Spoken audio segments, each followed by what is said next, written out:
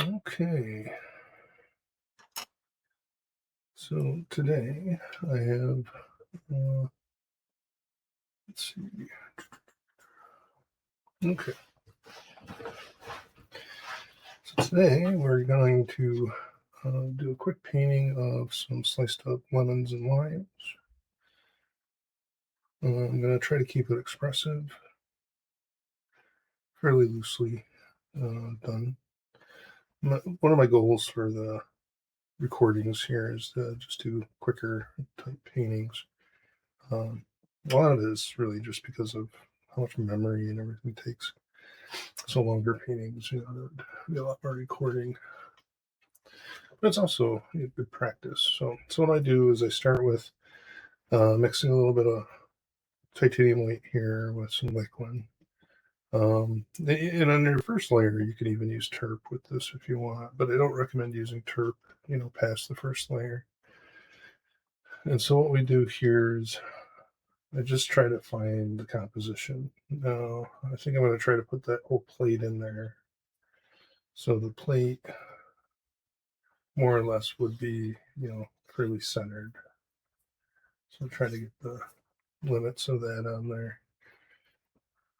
I had mentioned in a prior video too that before you even start, really you might want to think about the framing of things or the presentation. And since this is a flat panel, so basically what I did was I put an imprimatura onto it, which is just a tonal surface, but I gessoed it first, uh, and then once that tonal surface is on there, to me it helps me see value and everything much better.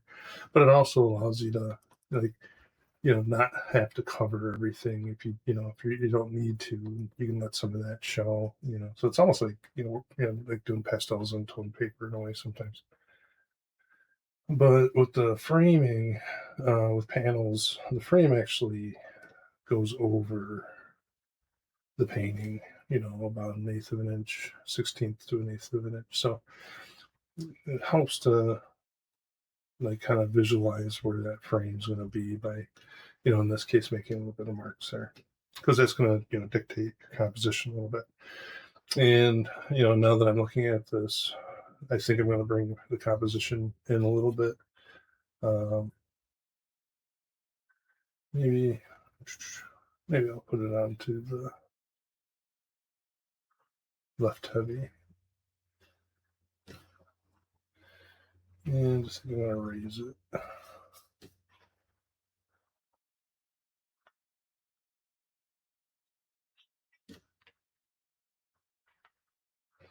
And you always want to take your time in the beginning here. Getting your composition down is really important.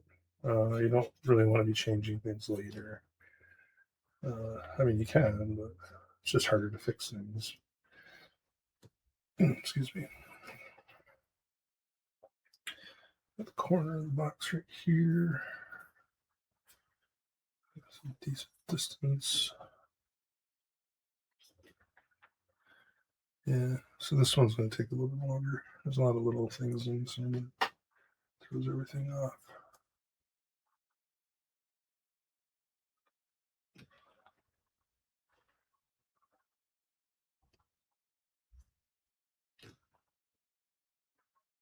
First keeps going dry. I mean, if you work with the terps, it goes on a lot quicker, easier. Liquid's a little honey-like, so it tends to take a little bit longer.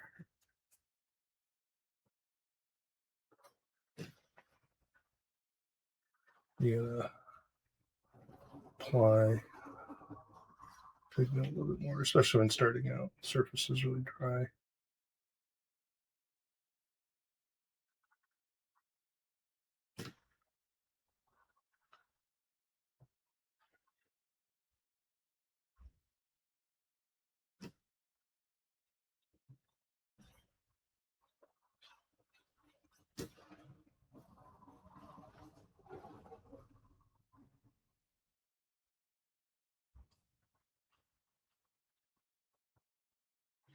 Okay.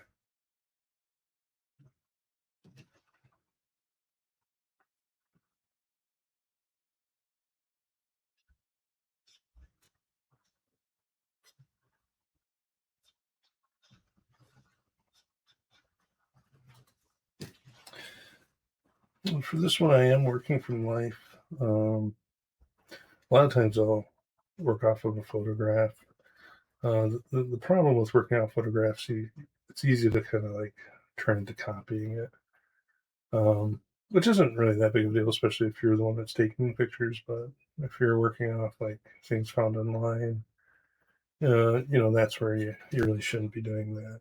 Um, there's all sorts of like fair use and copyright issues, but um, ultimately it comes down to a judge's discretion, if you will. But I really just don't recommend copying off other people's work. So always try to take your own pictures, do your own research.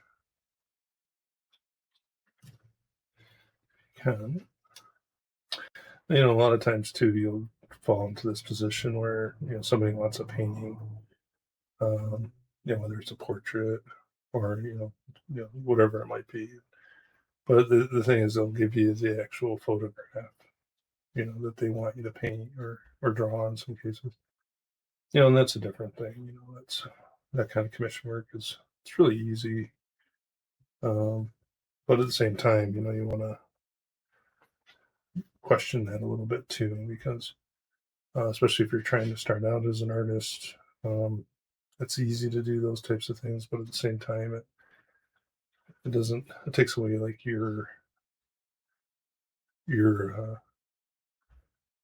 commentary, if you will. Or, you're not the one that's really kind of creating it. So if someone hired you for a portrait, really what you should be doing is meeting with the people, setting up the photo shoots, learning about the person, and then composing it, the way you feel it should be, but, composed best. Most people don't have that understanding of composition set up. And so what I'm getting at is if you do that, you run the risk of a lot of bad art.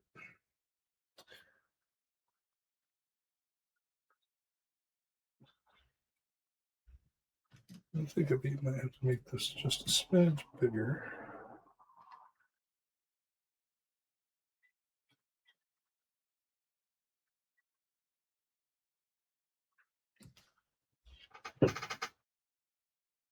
I do want to avoid centering this though. So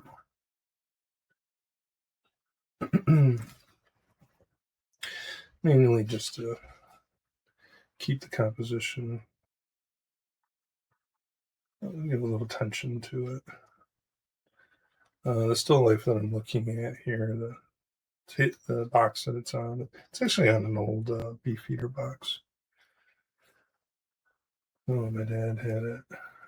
He collected those more antique type wooden boxes. And when he passed, I kind of inherited those. And but it has nice character, so I like to use it in my studio.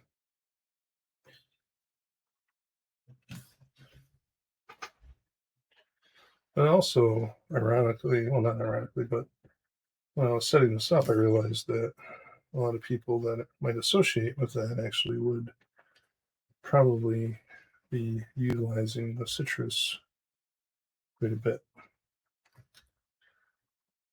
in their gin and tonics. So it was kind of a more of a happy accident. Wasn't initially intended.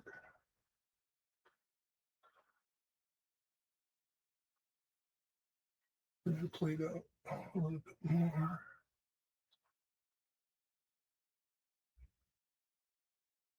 There we go.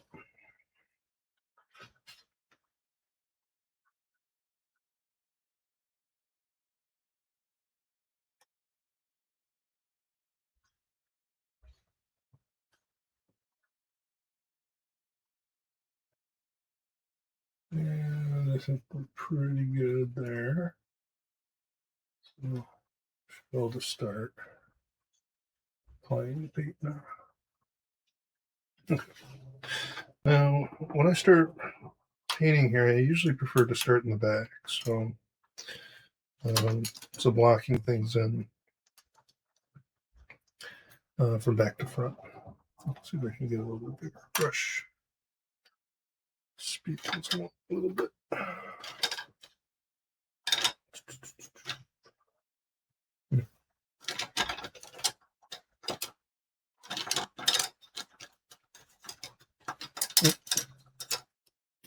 So that, okay.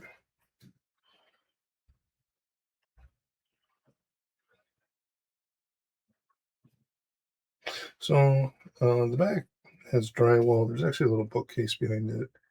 I think I'm gonna not include the bookcase this time, but I'm just gonna mix a dirty purple. And to do that, you just need to really work with phthalo blue and either magenta or this is a crimson. You can use the just normal red as well, but using the phthalo blue, it's just slightly towards the green side. So what it does is it complements with the red and it kind of neutralizes the purple on you. If you wanted a pure purple, you would go with the more ultramarine bright blue, and then you would actually, I'd recommend a magenta rather than a alizarin crimson. You'll get a nice electric type purple.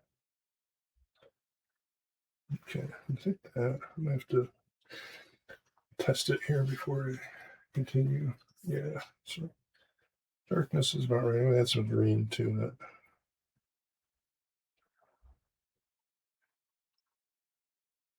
Give it a little bit more of a blue. Okay, and just block that in. And I like to work in passes, so I'll cover everything. Try to be accurate. The first color, I refer to it as local color. And then as I go, I'll add more, another layer, but I'll do the whole thing with a thin layer first. And I do recommend that. And I'm working with Liquin. Liquin, if you enjoy doing paintings one sitting, Liquin does have a nice tendency to start setting up after a little while you work. So it's actually kind of nice, versus the traditional oil media or medium that takes days to dry for weeks, depending. So the liquid, as you're working, after an hour or two, it'll start tacking up. And what it does is it kind of lets you grab the paint better while you work. It's not like sliding all over the place, especially when you're working on panel. When you work on canvas, it's much easier. The canvas has much more texture control, if you will, or brush texture, I should say. Grabs the paint better. The thing I don't like about canvas, though, is it has that texture in itself. And it kind of gives unless you prepare your canvas so it's really, really smooth, it kind of looks pixelated a little bit. And especially if you're trying to do detail, it kind of counters your ability to do that.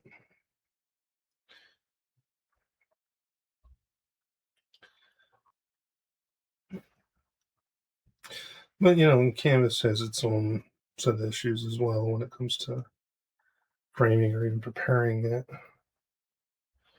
I personally like to stretch my own canvas, make the stretchers and start from scratch and do everything. That takes a lot of time though. Then you're also framing it. I make my own frames. It's much cheaper that way. But with the panels are nice because you don't have all that prep. I mean, it's just gessoing them, and you can even buy a pre-gesso.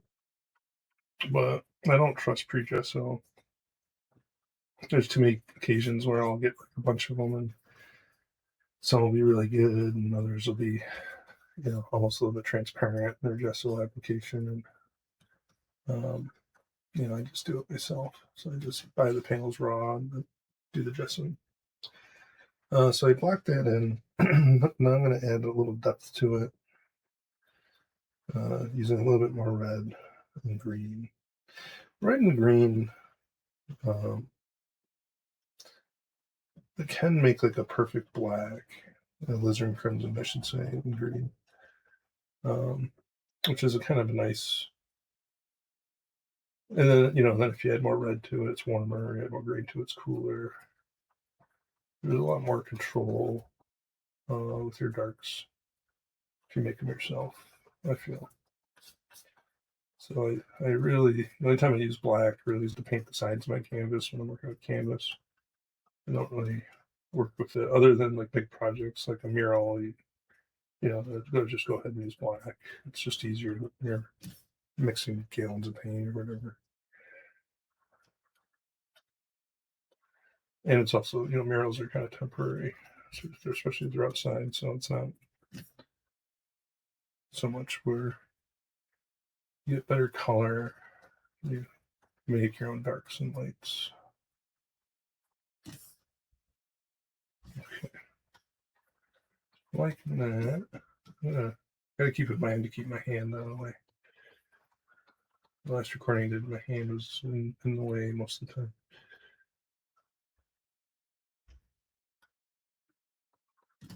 There we go. That's good for me. Okay. So now, let's see. I'm going to play. I think I'll do the box. So, okay.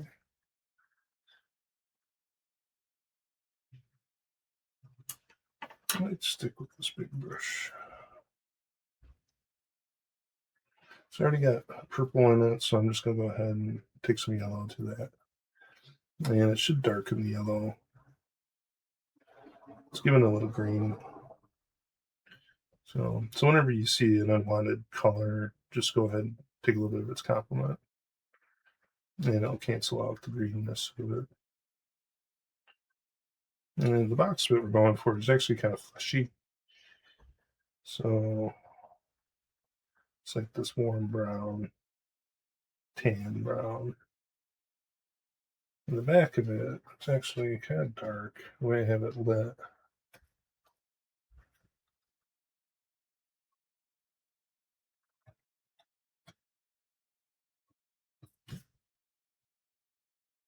And then the shadow underneath is also dark. And with oil painting, the traditional saying is dark to light. So I do recommend trying to monitor that when you work a little bit.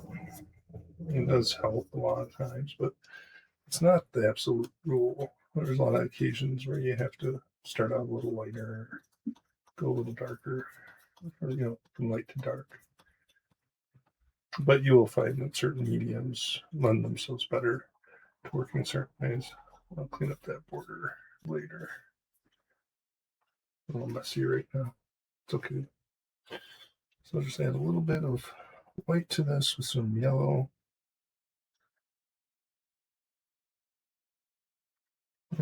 Some more red. Liquid. You don't need a whole lot of liquid, just a little bit, and just a little dip with the brush, and then you mix it with your color. A lot of people over liquid things. They like, keep it in there, and their painting looks like a glazing surface of honey, or it's just overkill.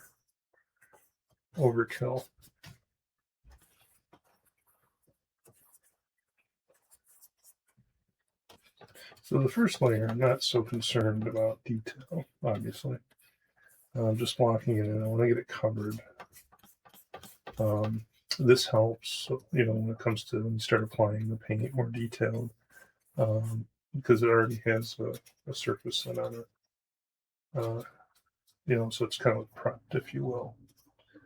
And it makes the painting application that much easier. The key is I found is just to make sure this first layer is really thin. You want to always try to do like a shadow, a highlight quality, like think of 3 tones for everything. But past that, I wouldn't really worry about detail. But if you apply it too heavy in the beginning, it really becomes something you fight against the whole painting. when you're adding your other details later. So, just keep that in mind. So always try to, you know, be a little bit stiff with the brush.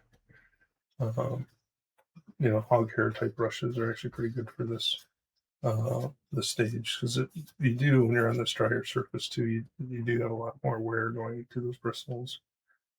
Um, the hog hair. This is actually one of those mixes. It's actually an artist lot brush. Um, was it Friends? I think it's called. I can't read it, but yeah, I think it's anyhow. It's got the green handle. I found them to be really nice. They have really good detail capabilities, but yet at the same time they're structurally strong, like a hog hair brush. So let's see here. I just added a lot of red to the mix. Kind of like this darkish brown. Let the yellow that's in the brush stay there. Comes in waves.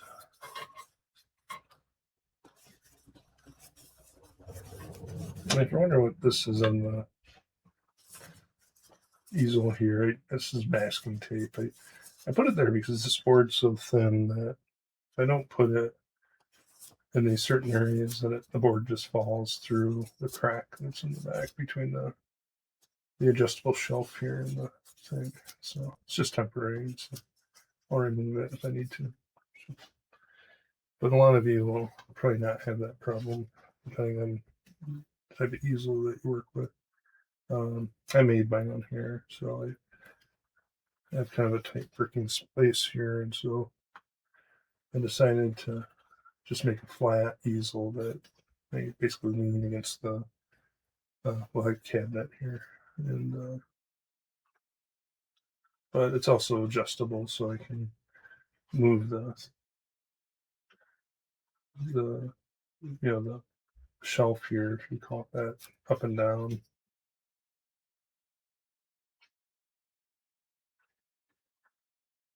Okay, very good. Now go on to plate. Plate, and I'm going to add a little bit of ultramarine to it. There's a lot of electric. The lighting I'm using is actually LED, but it's one of those lights that you can go warm, cool. Um,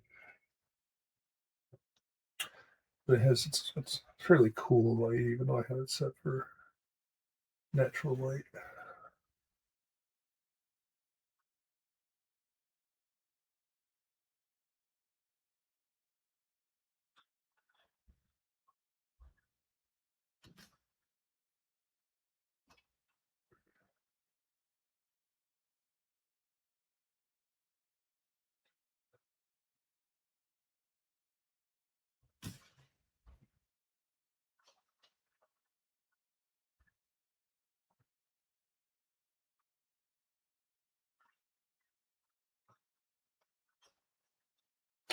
And I forgot to mention, when you do want to pay attention to your direction of mark.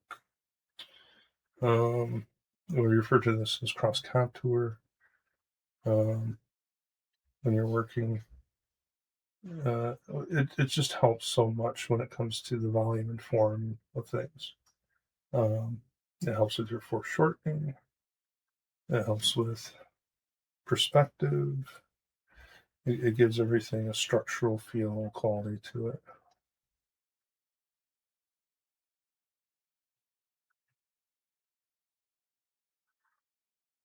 So here, I see it, the lip of the plate.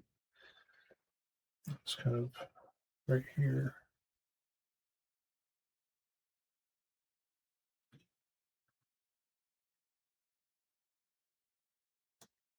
It pops up right here.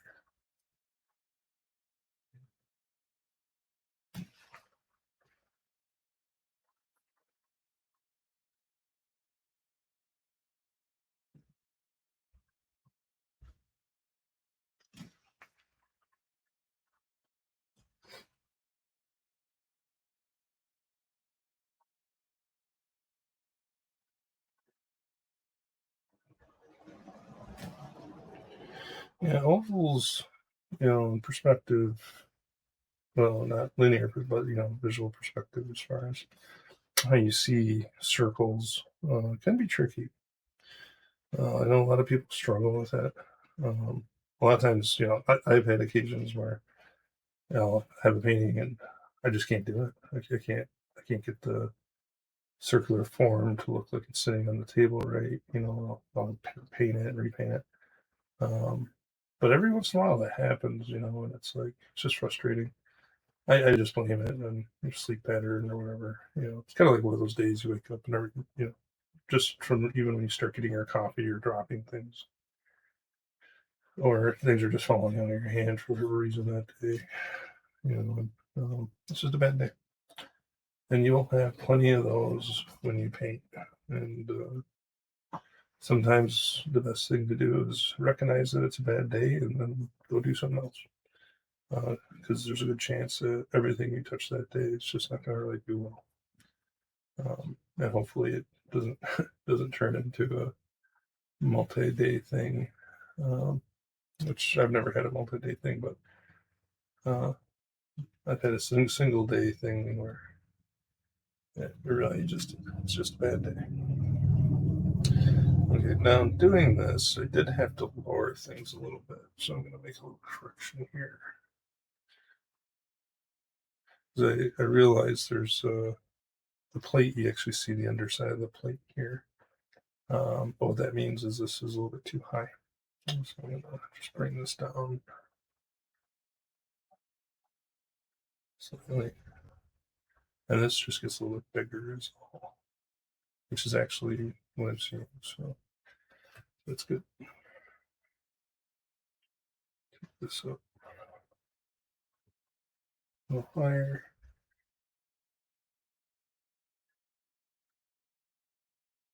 There we go.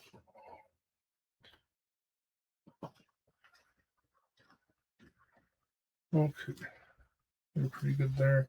I'm going to work more into shadows. I'm going to take some of that same brown that I did for the box, though, and just add it to the white. A little bit of that background blue as well. Just add a little bit shadows here on the white plate for now.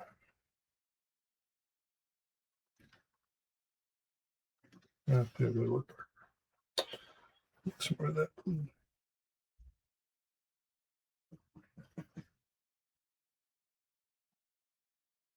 This is kind of a decorative plate. So it actually has a pattern. And I'm going to try to figure that out early so I don't have to keep on trying to find myself. Um, and as long as you start I found as long as you start the patterns early enough, you can kind of maintain them easier as you work. It's just often just a matter of counting. I know a lot of people don't want to do that, or it's discouraging. But I do recommend it.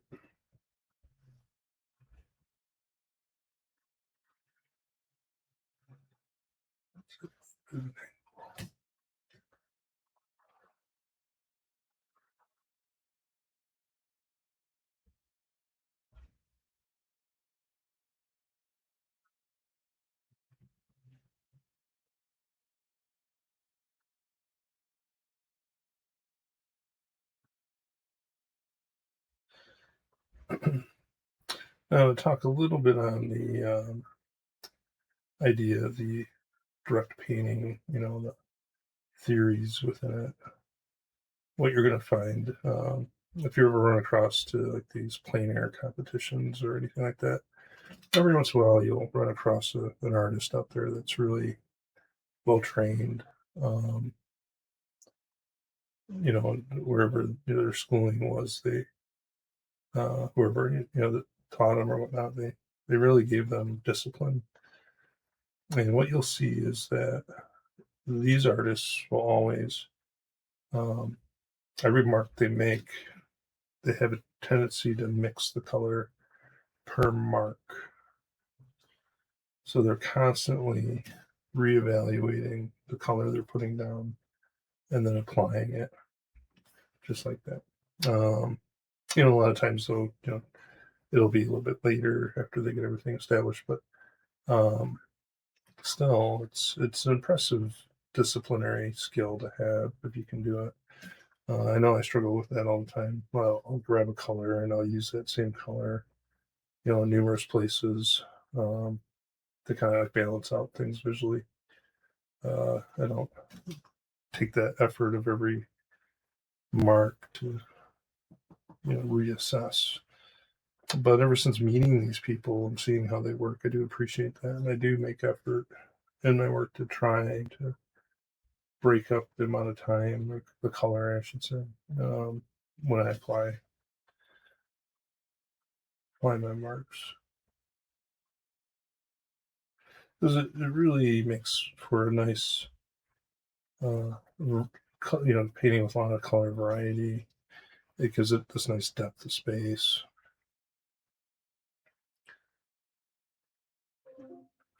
rather than just like patterning the whole thing. Okay.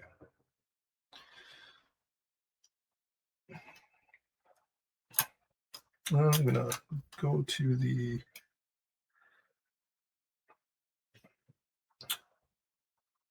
lemons and the citrus here. I'm just gonna start out with a little bit of the lemon yellow and some white. And this is more the rind, where we see the after you cut it. The lemon I have, at least currently, they have that thick rind.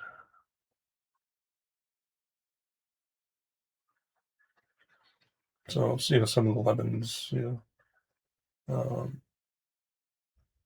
they'll have that nicer, thinner wall.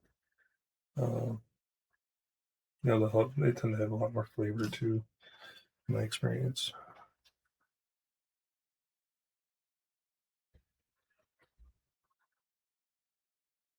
But I'm always drinking lemon water, and so I buy lemons all the time, and they're always here. And then limes are also good to have for a little mix.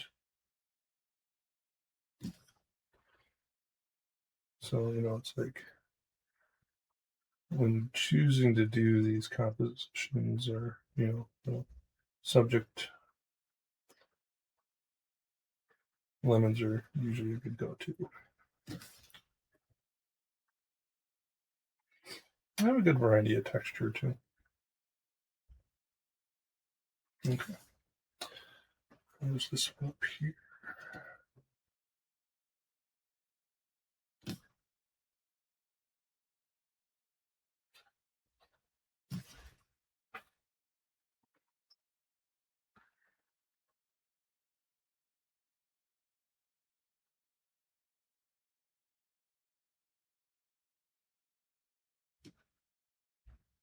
The citrus fruits are also really nice. I mean, a lot of fruit does this. I don't really have it here in the still life, but when you have like a light that shines from behind, it has a nice glow. It's almost like a stained glass, luminous effect of all that interior.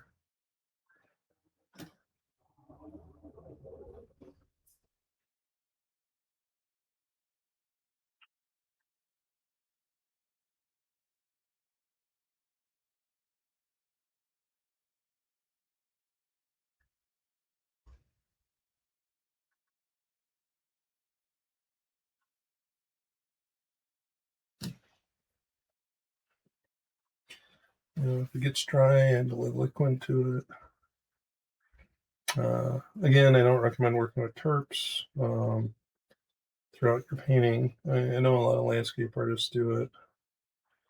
Um,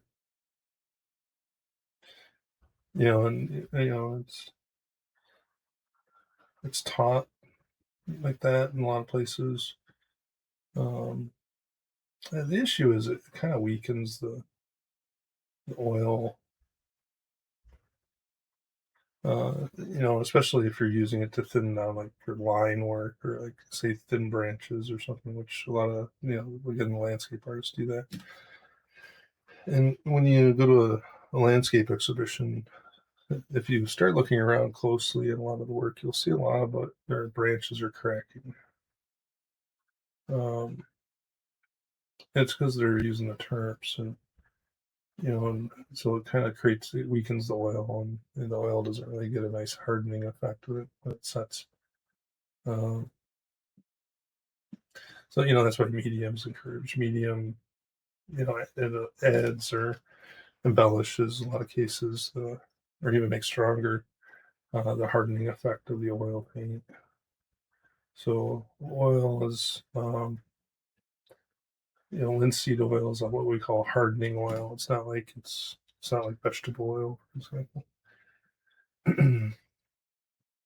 So you can just go in and the linseed oil adds, it helps with hardening, so the oil sets or cures. Actually with oil paint, it does literally take like 9 months for oil paint to cure. Um, but over time, it's touch dry after a couple of weeks or whatever, but it still continues to cure. And what it'll do is it kind of inflates and it adds oxygen through the process, and then releases it later. No process to it, but it's one of the things too that leads to cracking. Um, so that if you are real heavy with your oil in the lower layers, what will happen is as it cures, that lower layer of paint inflates subtly. We're talking, not noticeably so necessarily, but over those months it inflates. And if you have layers on top that say dried quicker, like say turpentine, um, that inflating underneath it cracks the top, and then what happens is then it deflates. So then it caves in on itself, and that leads to cracking as well. So the basic rule, they call it fat over lean, and basically you just want less oil. So that's why it's recommended if you do use terps, or it's even recommended to use terps uh, on the very beginning layers. The first layer really, because it's lean. You're actually in a way dissolving the oil. You're not creating this fatty, if you will, oil. Oil equals fat. It's not like lots of not lots of paint. A lot of people think it's lots of paint. It's not. That's a different kind of principle that's similar, but it's the oil, the amount of oil you use. So you want to, and that's where glazing comes in. You use more oil in the later layers. Thinner glazes equals more oil, more varnish.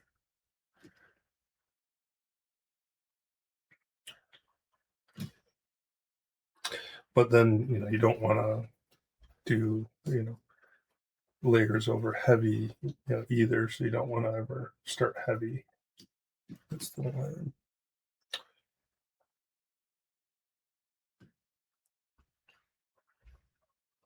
Okay. Doing pretty good here. For the interior part,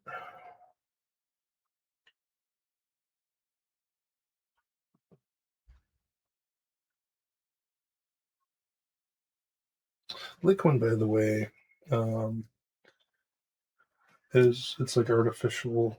It's like whereas traditional medium is mostly natural type things. It's Damar varnish, linseed oil, all natural things. Turpentine's actually part of it. Um, but the linseed oil, or I'm sorry, the liquid, when you use liquid, it kind of bypasses the curing. It kind of like freezes it. So when you're working with liquid, in a way, what you're doing is you're preventing or because the liquid itself cures. It's almost overnight, and it kind of stalls out the oil curing process. To a degree. If you're using mostly oil, it's still going to have oil curing. But if you're glazing with liquid, you're kind of freezing it. The liquid itself is kind of bypassing that bed over lean principle. So what it allows is for you to do more things with the paint layer wise, and you would be able to do with like the natural processes that take months to dry or cure, I should say.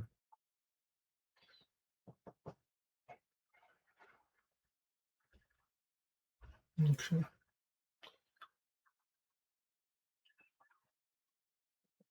So now I'm just going to come in here, start darkening things. The yellow, pretty almost too light. Almost got talking. That wasn't really paying attention. But the interior of the cut lemon here is actually fairly dark.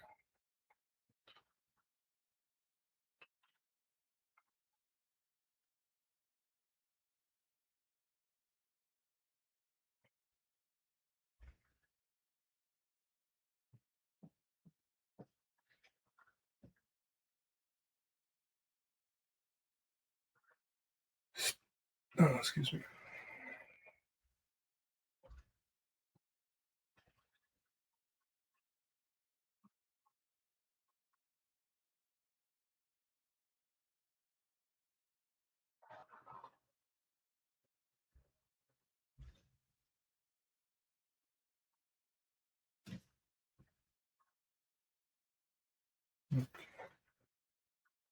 That's better.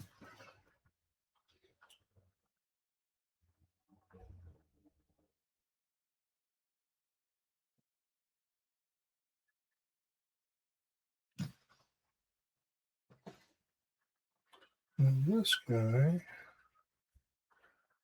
is dark but light at the same time.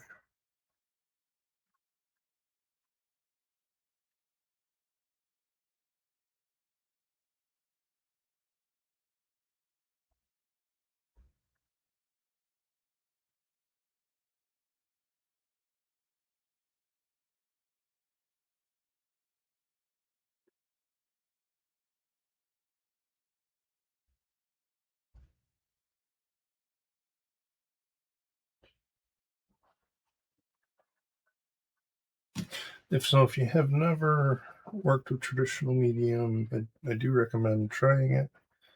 I do like it, and I may go back to it here someday. I quit using it about 8 years ago, 9 years ago. Mainly just because of the drying times. At the time, I had to work faster on things, and I just needed to get them done predictably. So liquid uh, it became my go-to. But you can really, it is possible to work out a routine with the traditional medium, but it's basically one part turpentine, one part linseed oil, uh, and then Damar varnish, one part Damar varnish. Now, I used to always use, instead of, well, it's still linseed oil, but I used to use stand oil. And it's like a thicker oil. It gives it more body, which, I like working with something, a little more thickness to it. And you just mix those together, and you can get dryers for them as well if you need to help the drying time. But you gotta be careful with those. Those will crack if you're not careful. Over mixing it.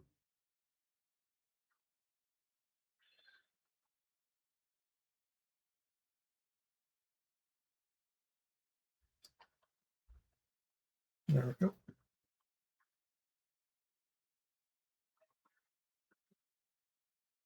But then if you go the traditional route, that's where you gotta really start paying attention to those rules. with that of Berlin, and what your limits are when it comes to how much paint to use, put on top of the next layer, for example, how much time you should be letting it dry. Um,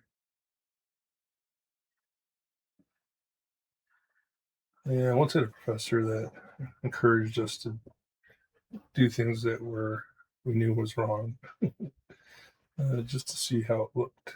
Like, what if you pour your oil paint onto your canvas real heavy and then let it dry? What does it look like? And then he pulled out the one he did it on and he showed everybody. It's all rippled and distorted.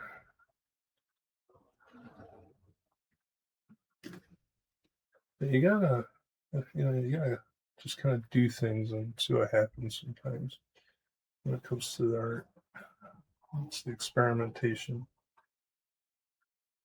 Sometimes what shouldn't be work at all actually does. Or does it? Did you wait 50 years to see how it looks later? Some materials fall apart after 30 years. If you're still alive, you would have known that you shouldn't be doing that.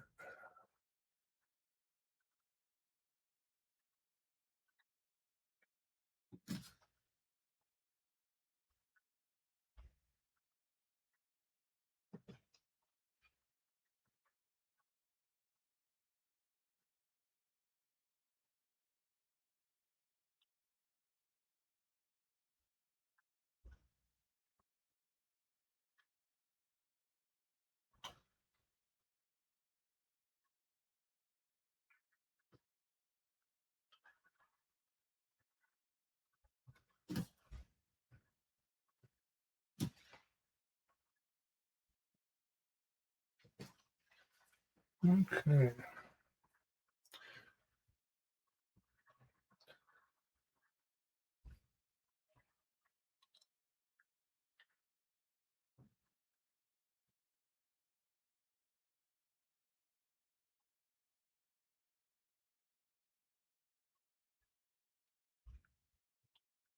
I'm going to take this green right into that white and intermix that.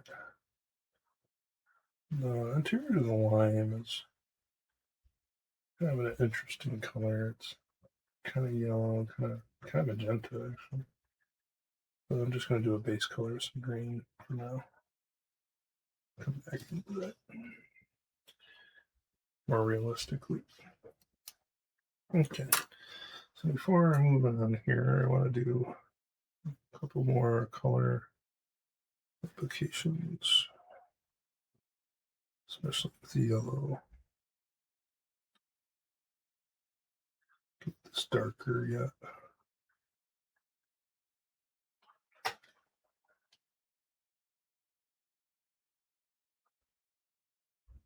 As far as color, I am working with a more limited palette.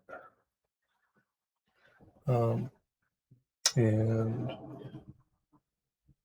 I only really use a warm and a cool, the blue, the red, and the yellow. I do throw green on just to make things quicker, but I could really just mix that green. But there is some advantages to it. The big one is that most of your paint use will be these, well, that's 7 if you will, and then 8 if you count the white. Will be these colors, and so you can always just like buy them in bulk. And so we got phthalo blue, ultramarine blue, ozone crimson, red light, cad red light, and then there's cad yellow, which is I'm working with right now, and then there's cadmium lemon yellow, and it does really well. It looks really well. Every once in a while, though, you do need to use specialized colors. Sometimes you just can't get the color you're trying for. But a lot of times when you work with palettes like this, you can compensate, and so it's even though it doesn't look exactly like what you're looking at, you can make the combinations, when you put one color next to the other, you can get something that's pretty close. But it does add an element of harmony to everything because you're only using those colors. So whenever you mix, they're probably going to go with each other to some degree. Whereas if you had like 50 different colors and like a neon pink and a neon orange, green or whatever, and all you run into these clashes of color and it's harder to balance your composition. Okay. So that's my first layer. So I got the first layer down. So now what I'm going to do is every layer I do, I'm going to try to get closer to what it is I'm looking at in front of me. And again, the first layer, you want to keep it thin. And so that's what I have here. But to clean, I use a glass palette. And I just use a industrial paint scraper that you find at Lowe's or wherever. And, I like glass. It cleans really easy. It has a nice flat surface to it. If you do work off glass, glass used to be easier to come by. When I started painting, like 30, 40 years ago, they had like actual glass stores you can go into and you can select the thickness and everything and they cut it for you. But those are harder to find now. And a lot of them went out of business. And Lowe's and Home Depot, they don't really have glass like that. So you want thick tempered glass, kind of like the glass you see in store shelves. Like if you go to Michael's and you see their store shelves. This is actually a dinner table that the corners cracked on. There was an accident, and so rather than throw it away, I took the table, and so I've been using it as my studio table here. I put paper underneath, white paper. Some people like gray. I don't like gray, mainly because I do a lot of glazing. You need to see the clarity of the color, and so you need a white underneath of it. So when you're working with transparents a lot, the gray doesn't allow you to see the intensity of the color that you're making with your glazes, but the white will. But if you're a straight painter, where you're mixing like what I'm doing here, gray is actually better for you to work with because you can see the color more true. But yeah, so that comes down to a difference in style and application. Okay, almost forgot. So clean brushes as well. So I usually clean my palette. You can see I'm very limited in my space here. The table's actually quite big, but I have all these other things on it. I got my brushes, my paint, all sorts of containers and everything.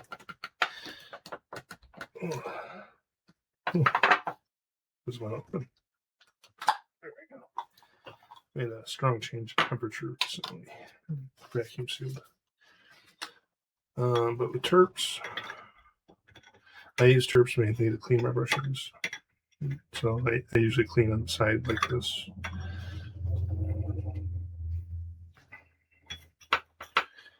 And then get the color out that way. I don't plunge it into the bottom. And the paint settles. So every day when I come to paint, you'll see that all that paint settled to the bottom, and your terps are more or less fresh again. If you plunge it, you're stirring up all that muck, and it's harder to clean your brush. But what will happen over time is because if you work with medium, the medium stays with the terp. It doesn't settle, and so over time you'll see that your brushes get stickier, and that's when you need to change it.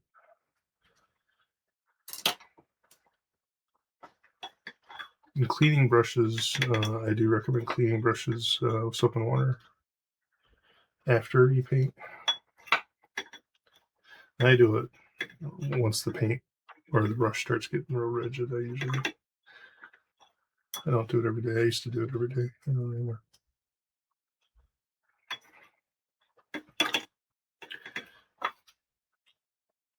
A lot of people use, believe it or not,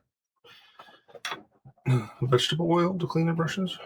A lot of people they have sensitivity to terp and liquid,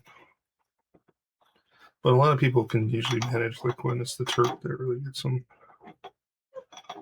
And so, for those people, you can use vegetable oil. It's like water for clicks, but the problem with using vegetable oil is you don't want to clean your brush and start painting again with it. You need to take it to the sink and wash it with soap and water afterwards before you use it again. Vegetable oil is not for painting. Actually, I'm not sure what it would do if it get moldy or not, but it's not a hardening oil, so it would stay soft.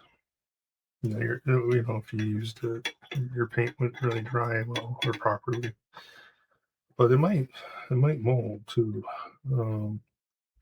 Paint can mold, even when you use it properly. A lot of paintings get mold in them.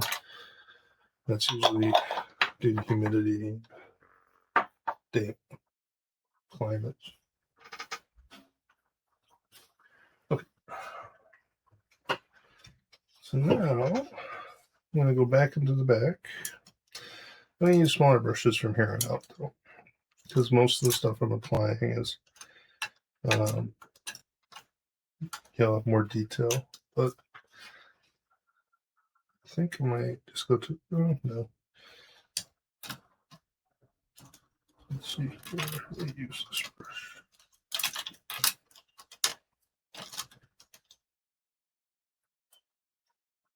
Yeah. Okay. A little bit smaller. It's still one of those Frenzes, though. Yeah, Friends. There you can see it. Name on it really well now. Friends. I do like these. After a certain point, I mean, they're more for heavy application, but they do have a nice smooth mark to them. Okay.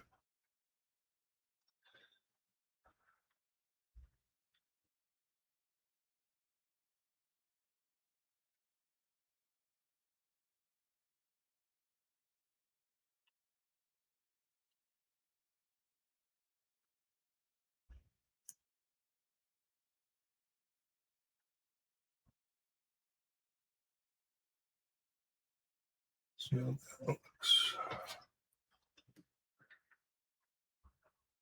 Yep, not dark enough.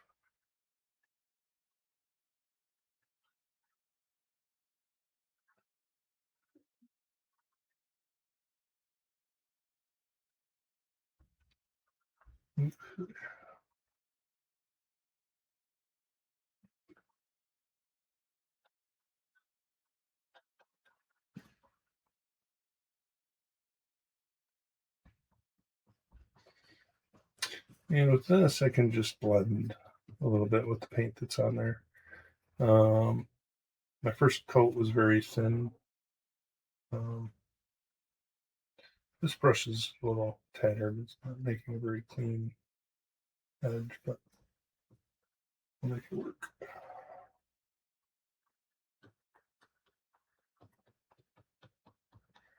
And then I'm just slowly kind of tapering it out for transition. But I was really thin, so that first layer doesn't have much to it.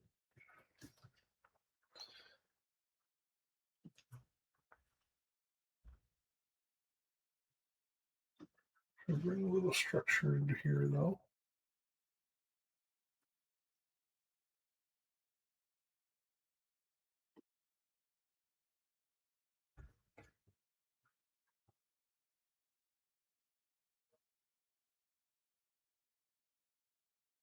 I don't know. I might add some of those books back here, just so there's some variety. Okay, now I'm going to come over to the other side. And be a little bit later.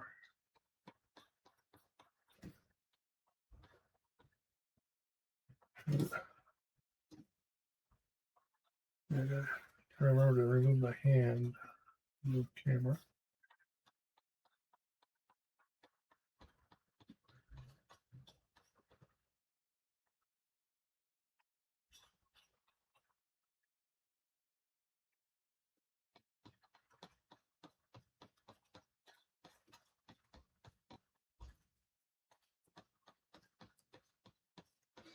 Now, hopefully the details come across in this. The camera should be, hopefully it's not auto-focusing all the time on the hand. It does that every once in a while.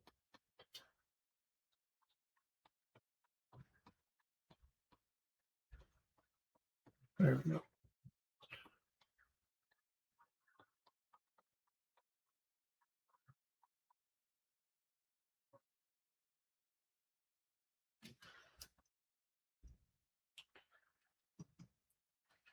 Yeah, I'll just add a little bit over here as well, just to give it a little bit of variety. Now, I do recommend always doing your backgrounds first. A lot of people don't like to do them. They do them at the end, or they avoid them altogether. The background is important. The environment's important. You don't want it to overpower necessarily. I mean, sometimes the backgrounds, is almost the subject, rather than the subject that's in the piece. But um, one of the things that happens if you wait to do your background, first of all, there's this overlap principle. So if you do the background first, you're constantly overlapping, and it gives better depth of space. As things come forward, it overlaps. If you do your background after you do everything else, then you get these broken edges everywhere, and you got to repaint everything. Um, but the other thing too, what I've noticed, it's more like psychological. It's the background will actually be um, better better done if you do it first. Um, it's like we have more patience at that time, or something like that. As you, if you do your subject, or what, the inspiration for the painting first, um, what happens is a lot of people, I believe anyhow, is you run out of interest. It's like you did what was important, and then the background's not that important to you personally, so you rush through it. Uh, but if you do it first, you haven't done like the important thing yet. So you tend to do better with it. You have more time, because you're working up to the good stuff. It's almost like food, eating. I use that comparison a lot. But I do want to, like, mention this in a lot of the recordings I do. So if you hear this another recording, it's just one of those things that I think it is one of those important type of disciplinary practices that you should do, regardless how you work, because it does affect the hierarchy, if you will, of the communication that you're doing in some way. So it becomes really, really important. And and the environment itself, if you get really into painting, that can actually be, you know, it's how you do those juxtapositions of information. Of people say we're a process of our, or a product of our environment, right? So when you're doing your subjects, say it's a portrait, the environment says so much. That's what you're presenting to the person, who they are, in contrast or with an embellishment of who they are.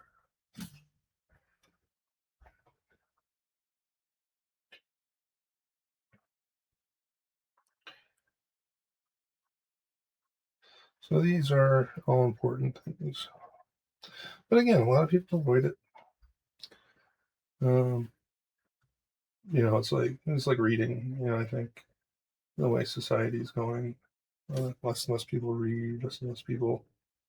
Um, it's that patience. I still remember, reading as if it's, because you're bored. You didn't have a computer, nothing.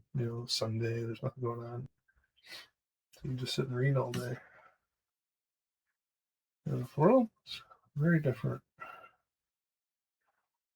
Not too long ago.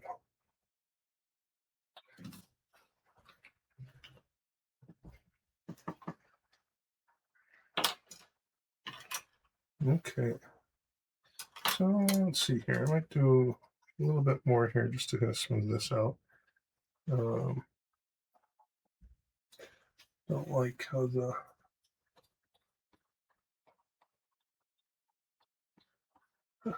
imprimatura is kind of showing through. I'm just gonna push that like that. There we go. Yeah, do that. Yeah, but for the most part, after I talking about that with the background and everything, at the same time, in this case, anyhow, you don't want it to overwhelm, because this is the focus. So, but if I didn't have anything back here, it becomes flat. And there's ways to counter flatness. One, kind of like what I did here, I added depth. Another thing is you can just do dark to light where there's light, put dark behind it. Where there's dark, put light behind it.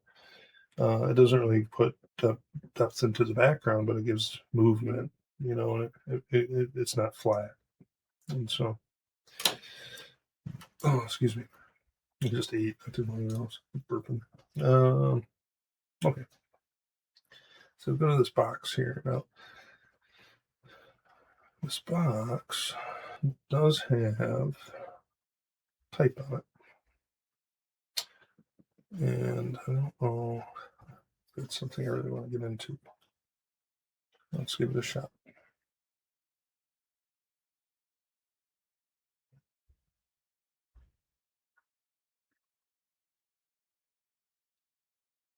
So I'll just do old school.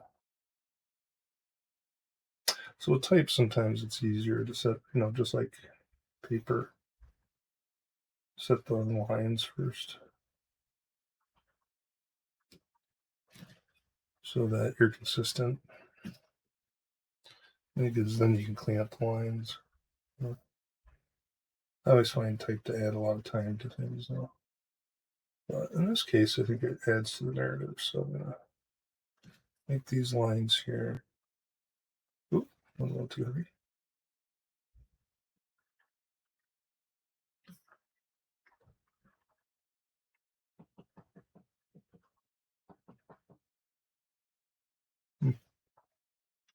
A little bit lower.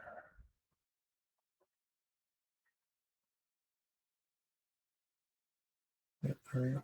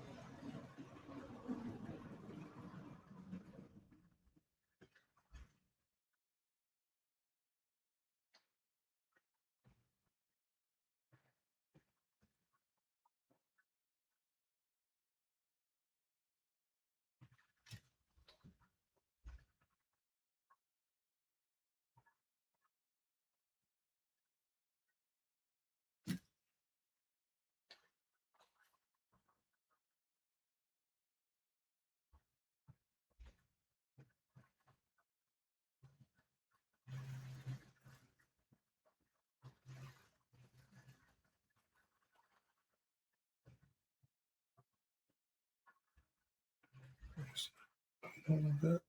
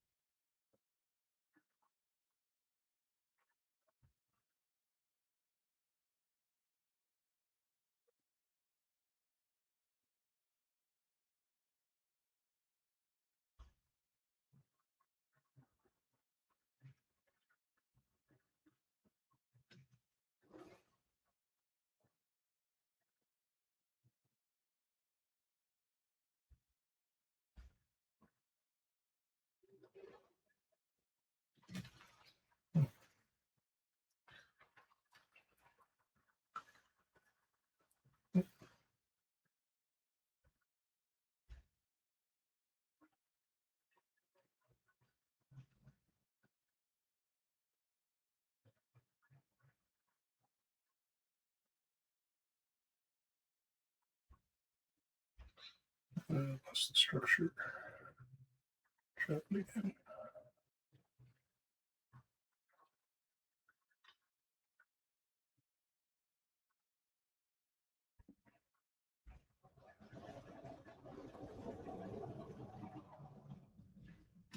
Okay.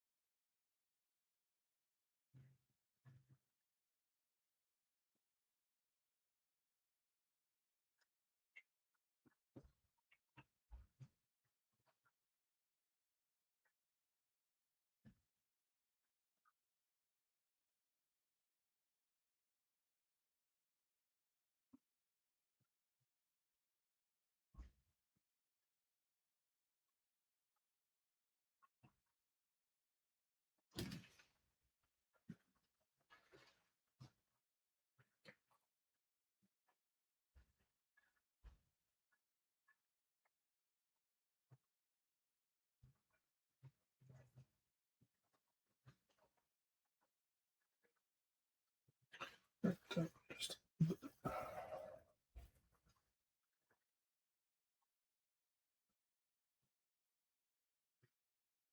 there we go. So once I get it even, I should be able to clean it up.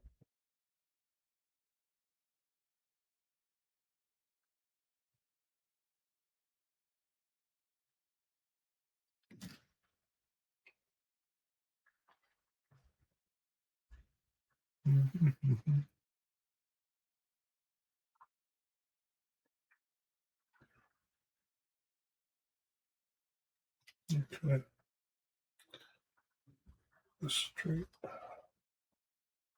Okay.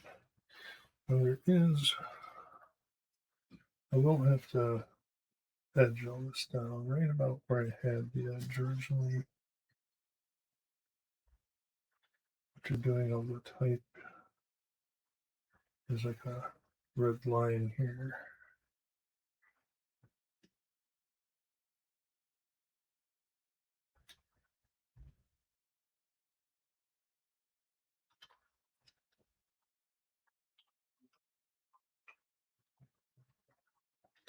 And they actually put a dot right there. And then all this is red.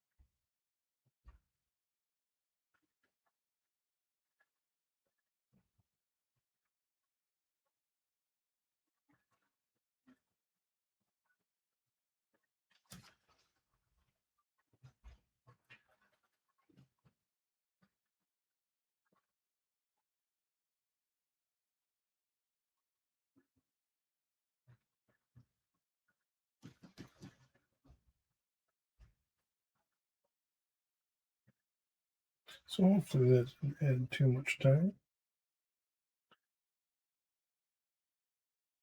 I think I did. It's not perfect. And that is okay.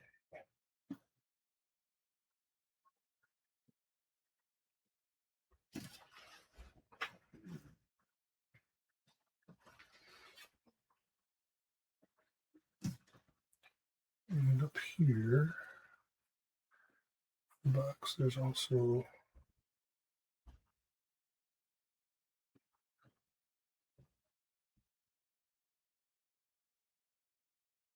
the B.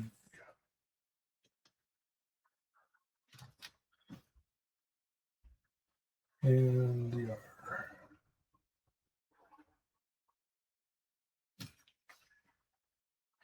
Actually, get a little higher.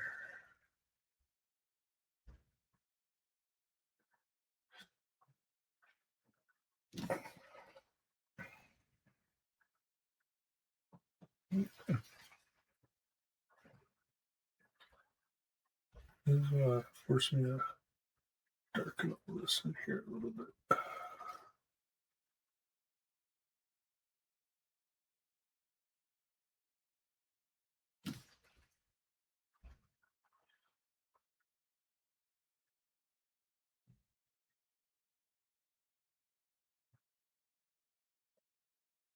This does get raised up.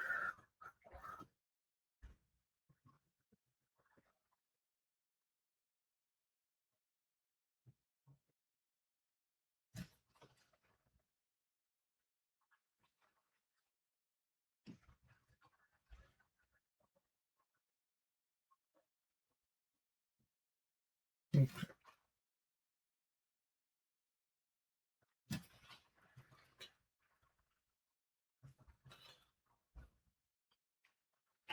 The corrections are made. Now I can come in and clean up.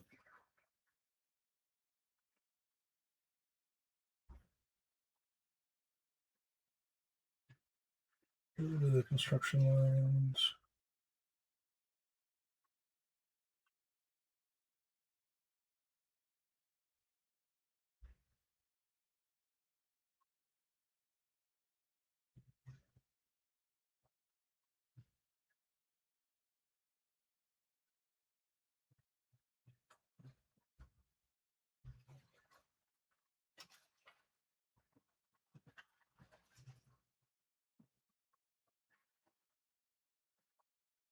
And hopefully that'll add some depth.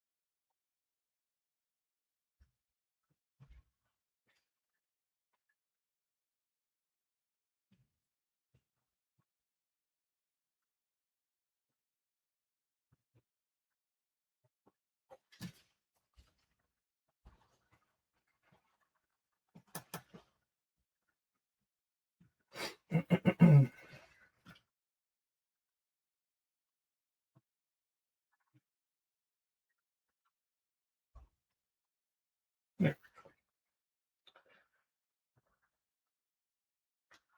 So shadow.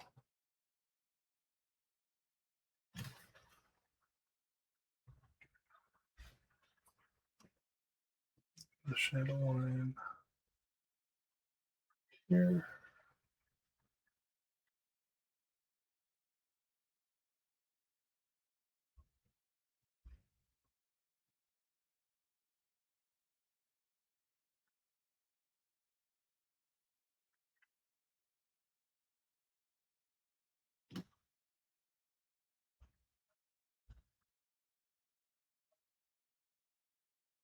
And actually redo that.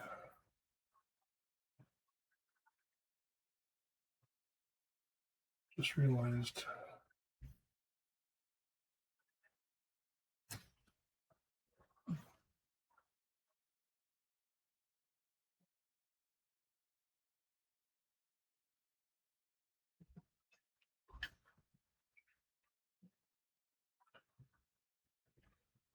it's easier to cut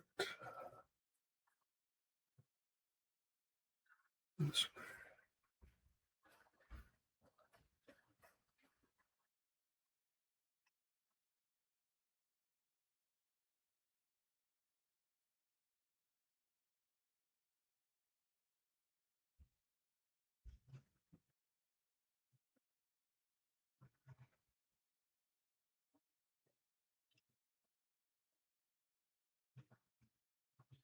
And I had the end way too far up.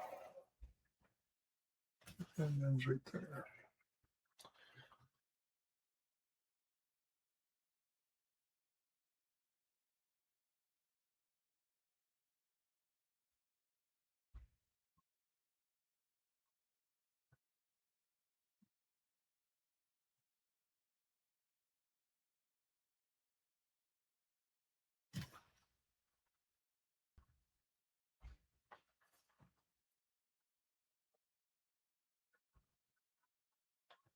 Gives this one just a smidge.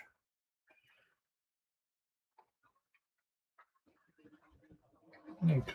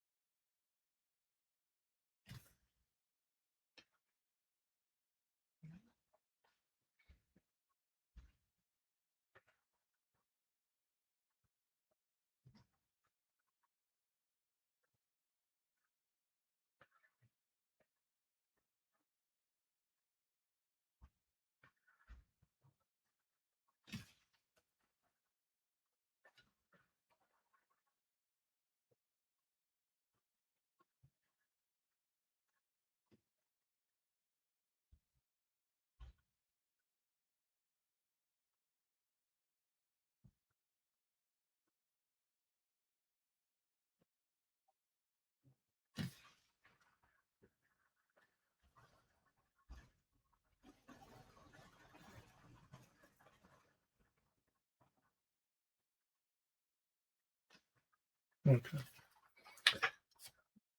The easiest way to make corrections or painting, I found anyhow, especially when you're doing one on one like this, just a Q-tip.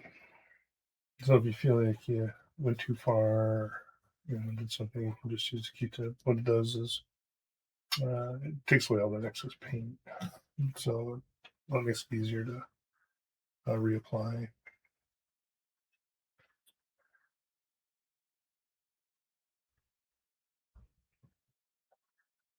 So I always have a box of Q-tips next to me here.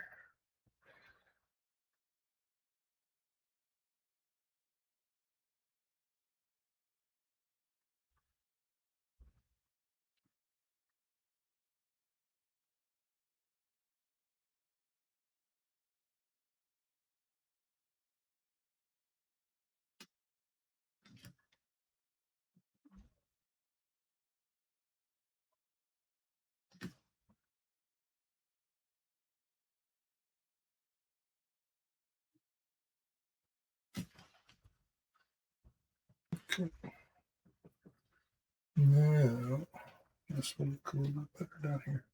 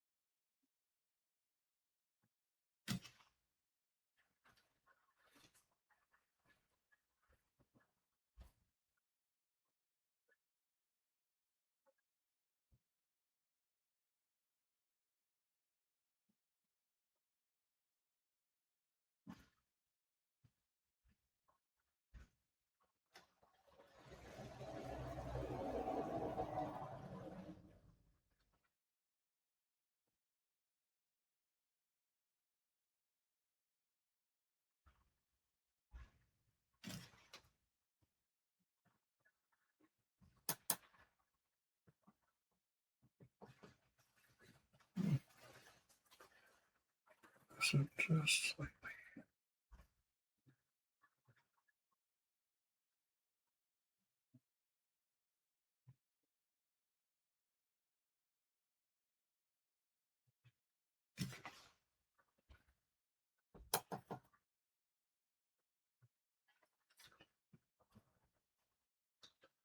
it's tacked on, stretches out much further.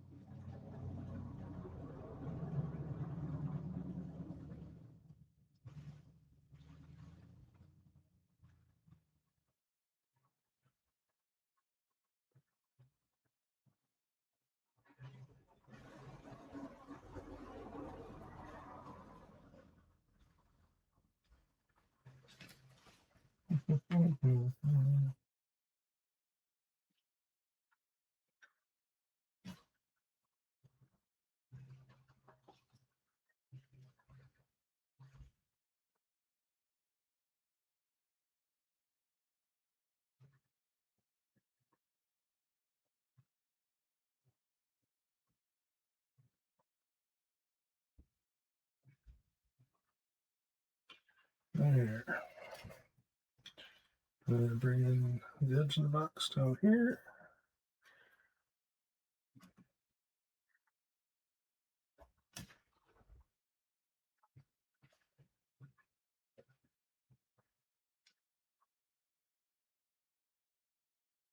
Okay, it took a little longer than I wanted to. But it's in place now, so I can more easily zero it in as I paint now.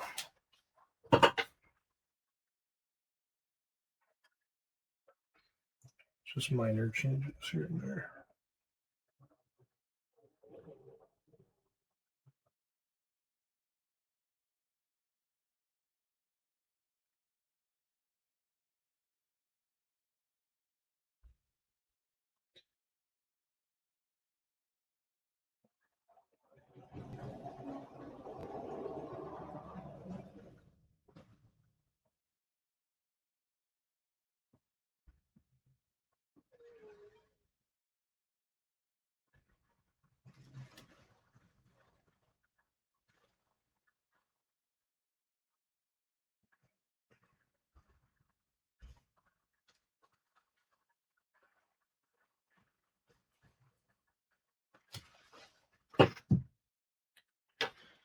Okay.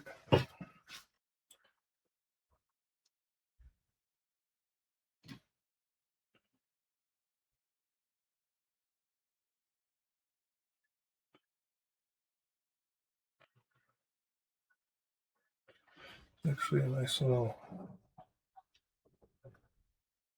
tree knot here from the wood grate.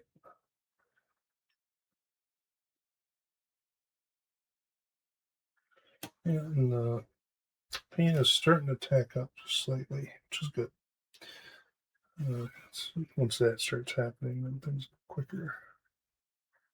It just, accepts the color much easier.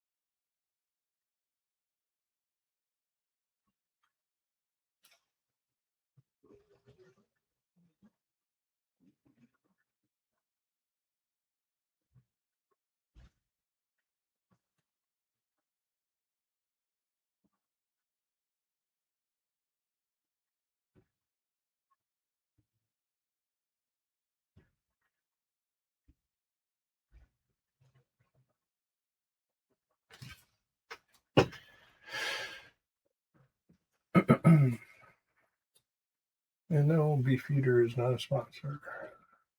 It's just a nice antiquity that I have in my living space. It becomes it's a nice little domestic kind of feel to it.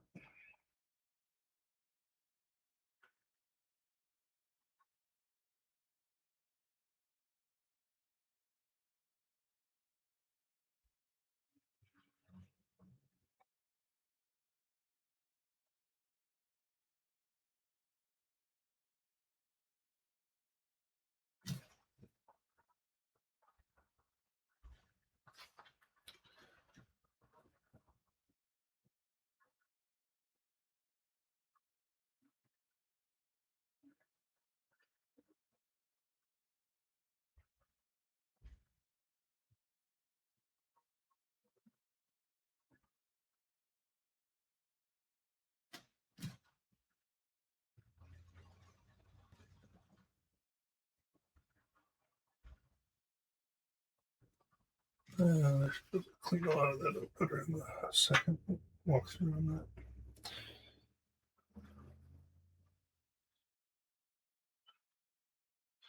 It's important not to get over engaged into a certain area. What will happen is you'll start adding too much, and it gets muddy, overworked, and it stands out too. It's like if you struggle with any part of a painting, it stands out. It's almost like a zit. You know, you play with a zit, it just gets worse. So whenever you run into those difficult areas, do the best you can, but keep that in mind is that you want to have a feel for like the constant, so that you're at least keeping everything visually similar, so it's not standing out. It's hard to, like it's kind of hard to pick up on that. It takes some time. I used to work art to death.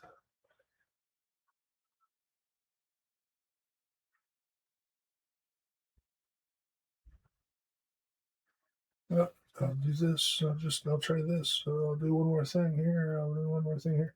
And then after all that work, it gets ruined.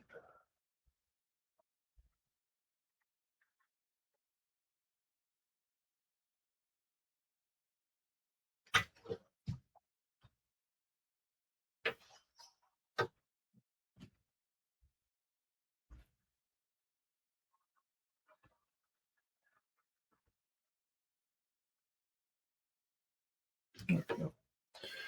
Come back over here.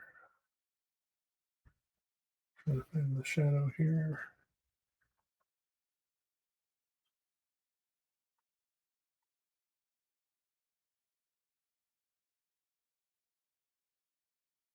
Another thing you'll find paint doing as you work is it has a tendency to absorb what's underneath of it a little bit. I have found oil paint to be a lot more forgiving than acrylic. So acrylic really, it's hard to do more than two, maybe three passes with acrylic, and then all of a sudden everything you do, it's kind of like a struggle because it doesn't get. It's hard to pop things, highlights. Um, it's hard to do that kind of stuff. Get it more intense, get it brighter, because it keeps on absorbing what's underneath of it. And with acrylic, I'm pretty sure it has to do with the acrylic. Because it's touch dry, but acrylic doesn't really dry or set or cure is the right term for 24 hours at least. And if it's humid, it would be longer than that. And so, like, I was working on a mural a couple years ago, and the summer was brutal, and the it was acrylic paint, but the stuff just would not cure. And it was partly because it was a retaining wall. Um, and you know, it led to, unfortunately, the mural falling apart later on, um, because it wasn't able to cure. It was always getting, it was either too humid or there was like a little water in the concrete, you know, that prevented it from curing. And so even though it started out, you know, good and everything, um, as the summer progressed, then it started getting rainy. And then once the rains came, it was done.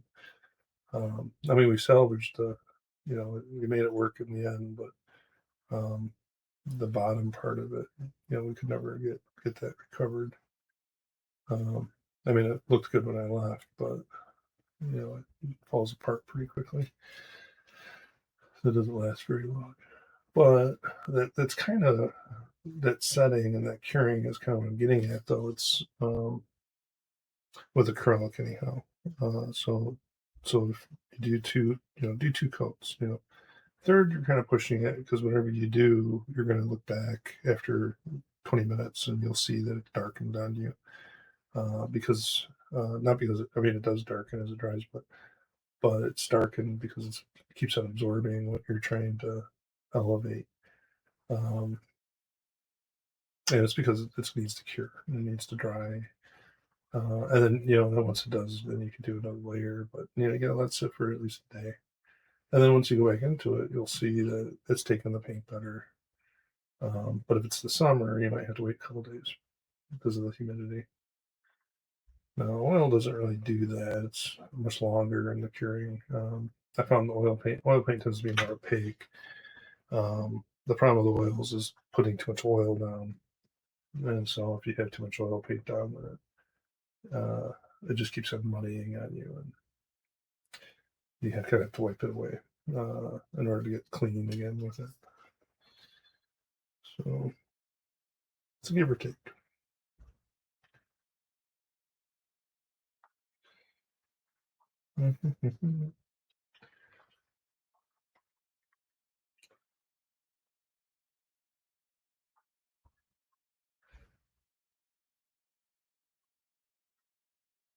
Yeah, this paint's setting pretty nicely here, pretty quickly.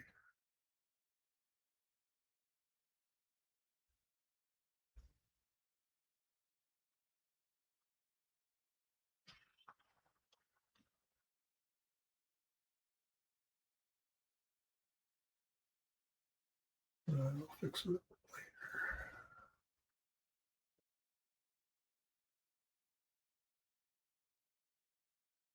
Okay, it's good enough for now.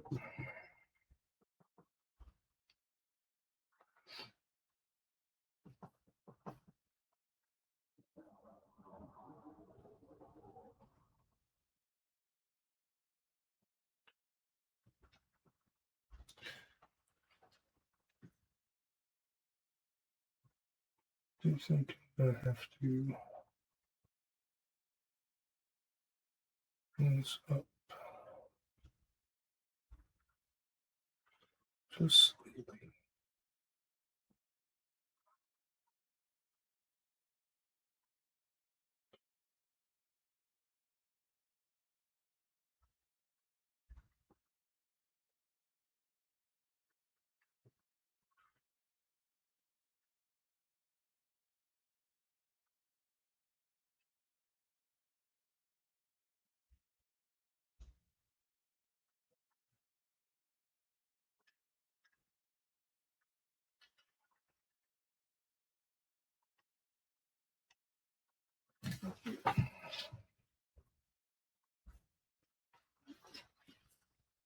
The same with this.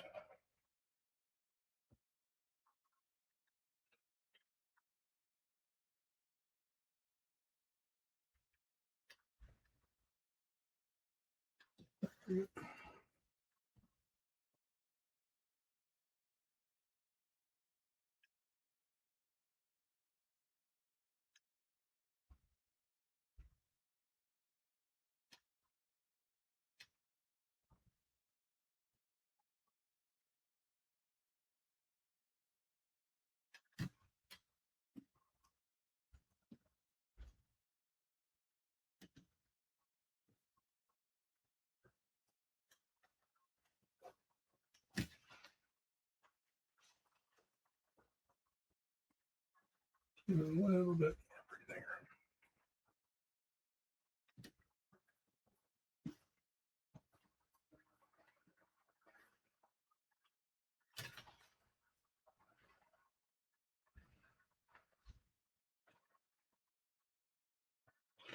And then I need to stop playing with it.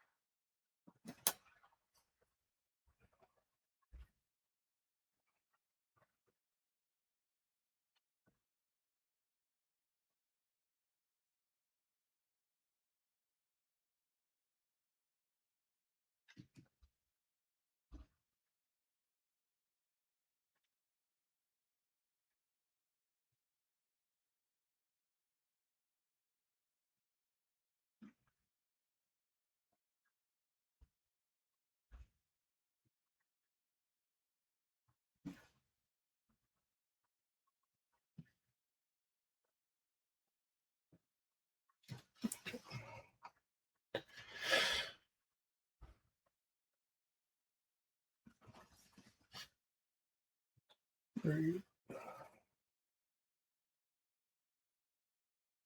Okay. So now I'm going to go on to the fruit, to the plate. So this time I'll go a little bit more yellow with the white.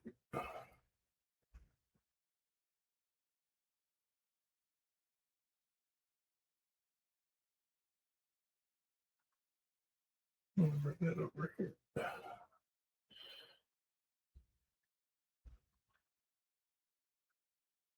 we go.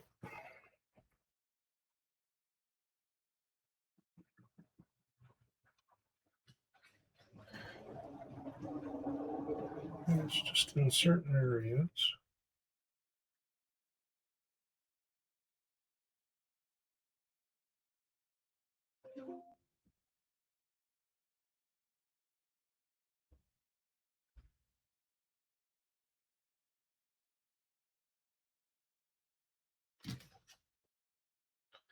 In this case, I'm going to start closer up. Try identifying that.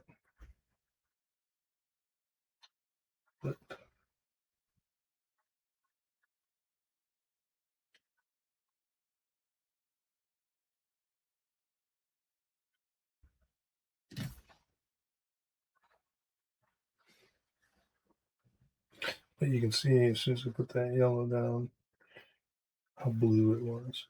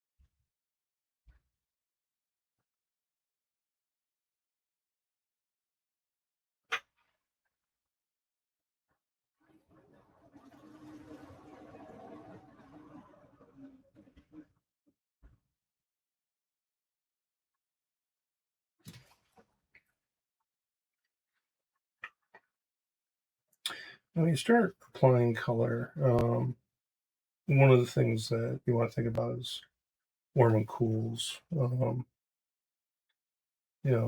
know a lot of us, when we kind of grow up with art, we think of highlight shadows. And we'll use white and black, to shade with. It's very monochromatic in a way.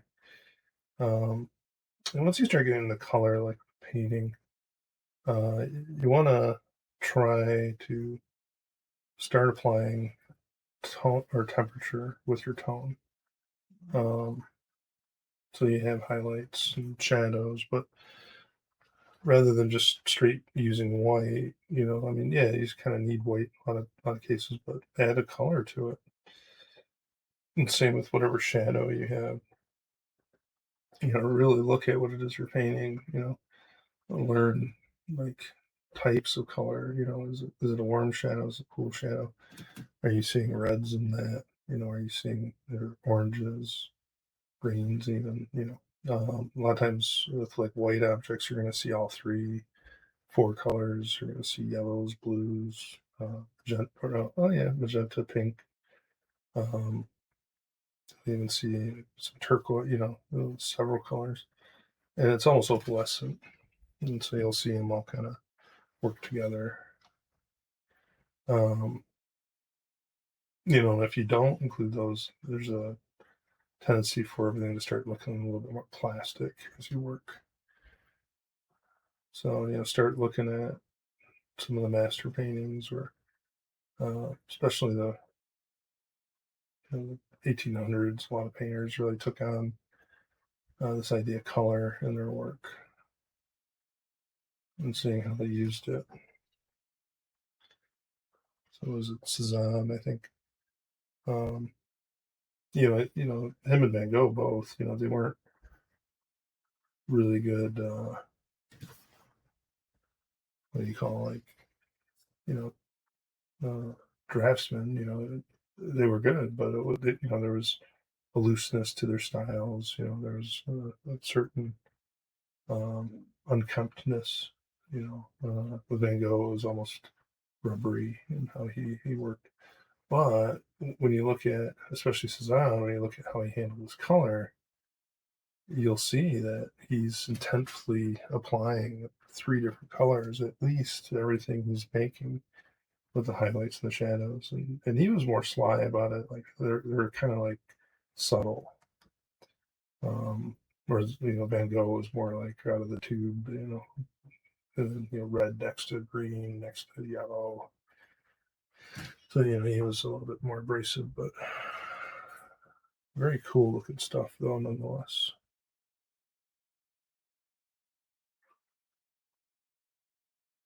And I think I'm gonna try to raise this up here just slightly.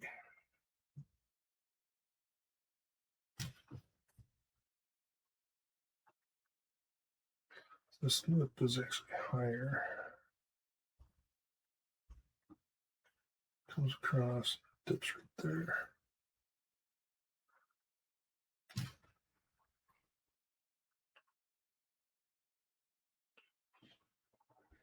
So yeah, so color. So start looking at color, or even when you go for your walks, look at color.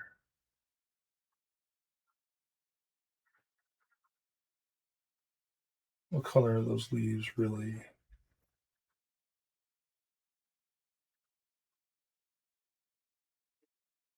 Green, but then where's the highlight and shadow? What colors are they? So yellow, green, blue, green, turquoise in there.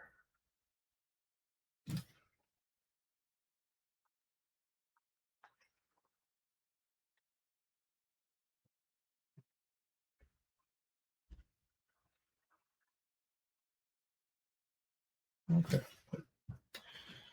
Now I'm gonna bring down this line. Everything's coming along pretty quickly here. I mean, the box had me on a little bit of a detour there, but uh, otherwise, everything else, it's just getting the balance of the imagery down here. Having to resize a few things here. That's expected. That's one thing you don't want to get in the habit of, is sticking to whatever it is you start, in the sense of, like, your first sketch.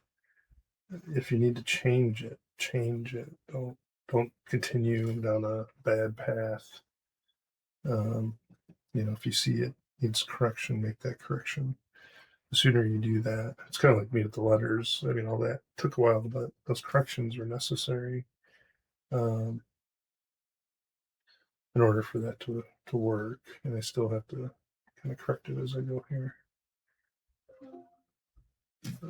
So let me change out my brush to the yellow.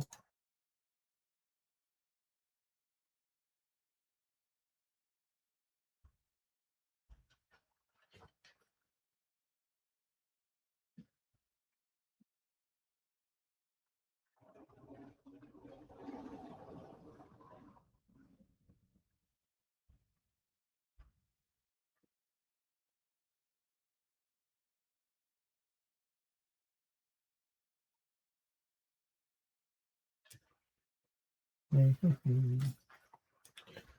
Speaking of corrections,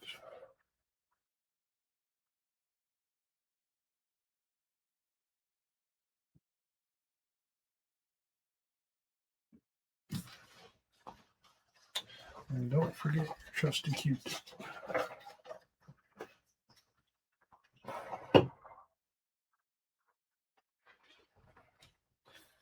Cleans things up very nicely.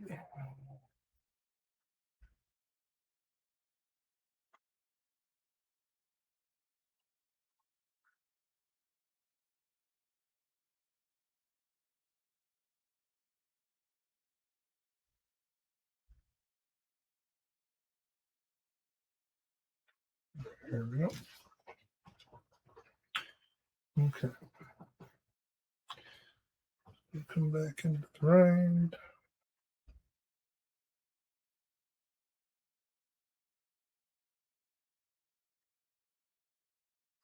There are some colors that dry slower than others with oil.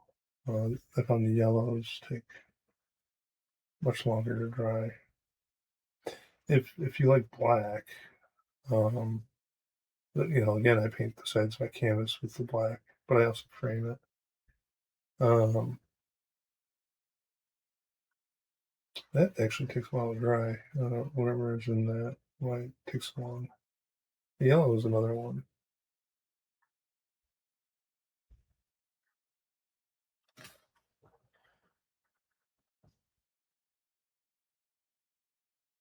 I don't really plan anything around it. It's just saying.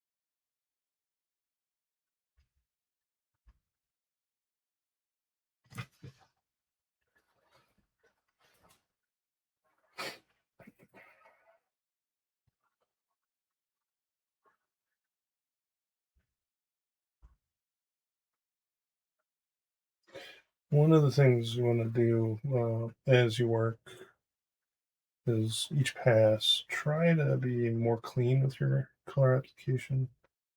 I mean, a lot of times, when you start, it's a little muddy. Um,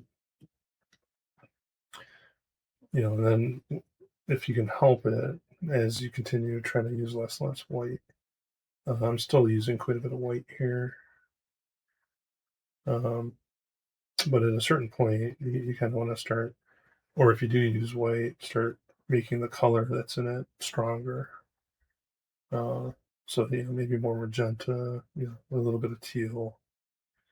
Uh, and add the color that way suggestively through the white, because you do need white in a lot of cases, but um, a lot of times you can do without that pure bleaching effect it has. Just makes everything chalky. So then finding colors that are going to solve that problem visually. And a lot of times they're put next to one another. So, for example, like a cyan next to a light, light red or magenta or pink kind of thing. And you have those fairly pure, but when they're placed next to each other, they kind of visually cancel each other out a little bit. So in a way, it has graying effect, but it's still saturatedly pure. If that makes sense.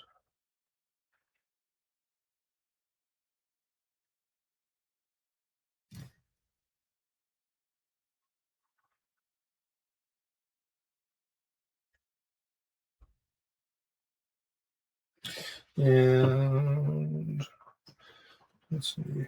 Um,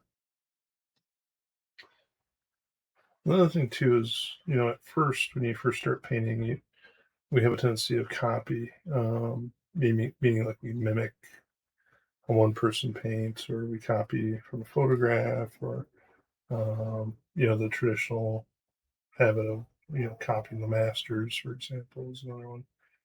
Um, but as you continue, I do recommend that you start thinking of it as like self assignment. Ask yourself, what if you did this? What if you do that? Take those lessons that you learned from the other copy moments, maybe perhaps, and then see how you would apply them more uh, specifically in purpose to what it is you want to do. But ultimately, I guess what I'm trying to say though too is that a lot of mimicry in art is kind of a trap. It won't really get you anywhere. It's people kind of see it for what it is. I mean, we could see it ourselves, and artists and musicians. It's like they sound. You hear something, a new band or a local band playing, and they sound just like Pearl Jam. Um, whatever they're doing is they're tricking their music out to have that effect, right? So then it's the creativity of it gets into question a little bit.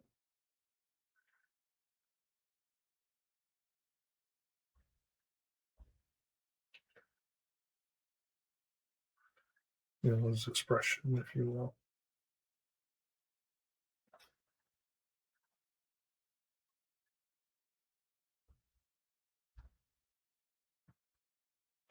So the left side here is cool. So this green I'm using right now is kind of a cool. But then the other side of the lime is very warm. So I'm gonna add a lot of yellow to that.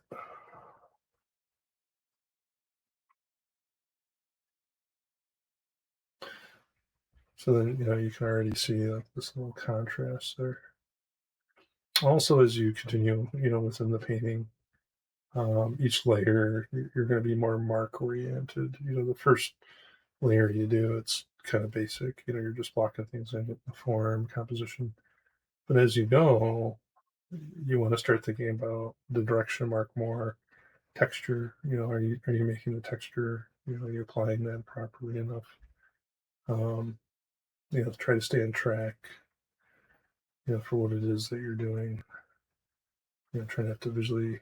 It's easy. In other words, it's easy to start.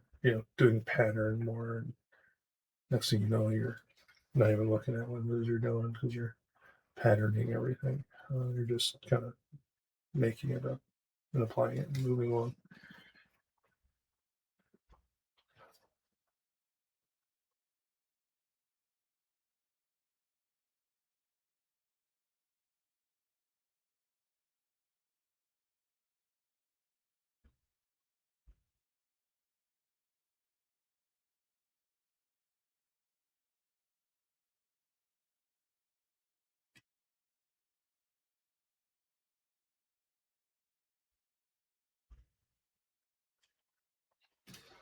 Okay.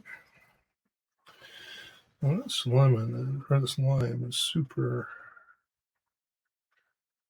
white, light on the inside. It's really actually kind of hard to see the cells and everything. Okay, so let's see here. I'm running out of clean palette. Keep going though.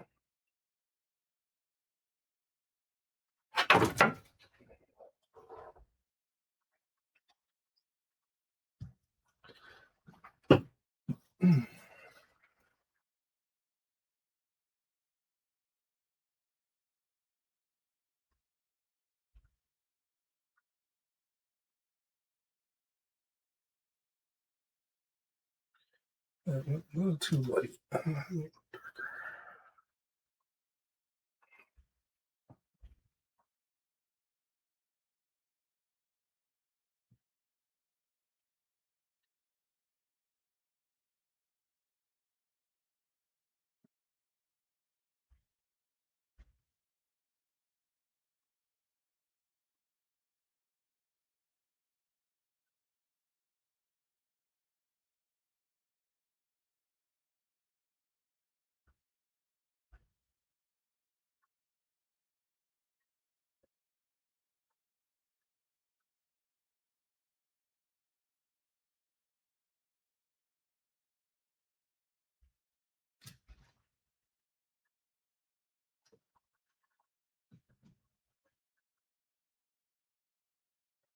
Okay.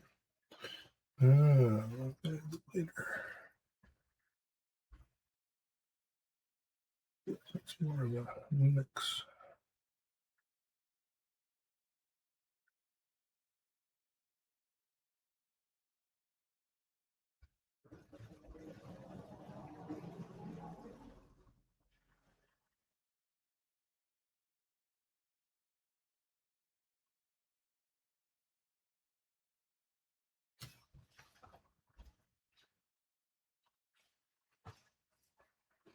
Another nice thing about oils is the yellow is more opaque. Yellow is like one of the more difficult colors in acrylic. It's just so transparent most of the time. But the cadmium, especially, has this nice thickness to it or opacity.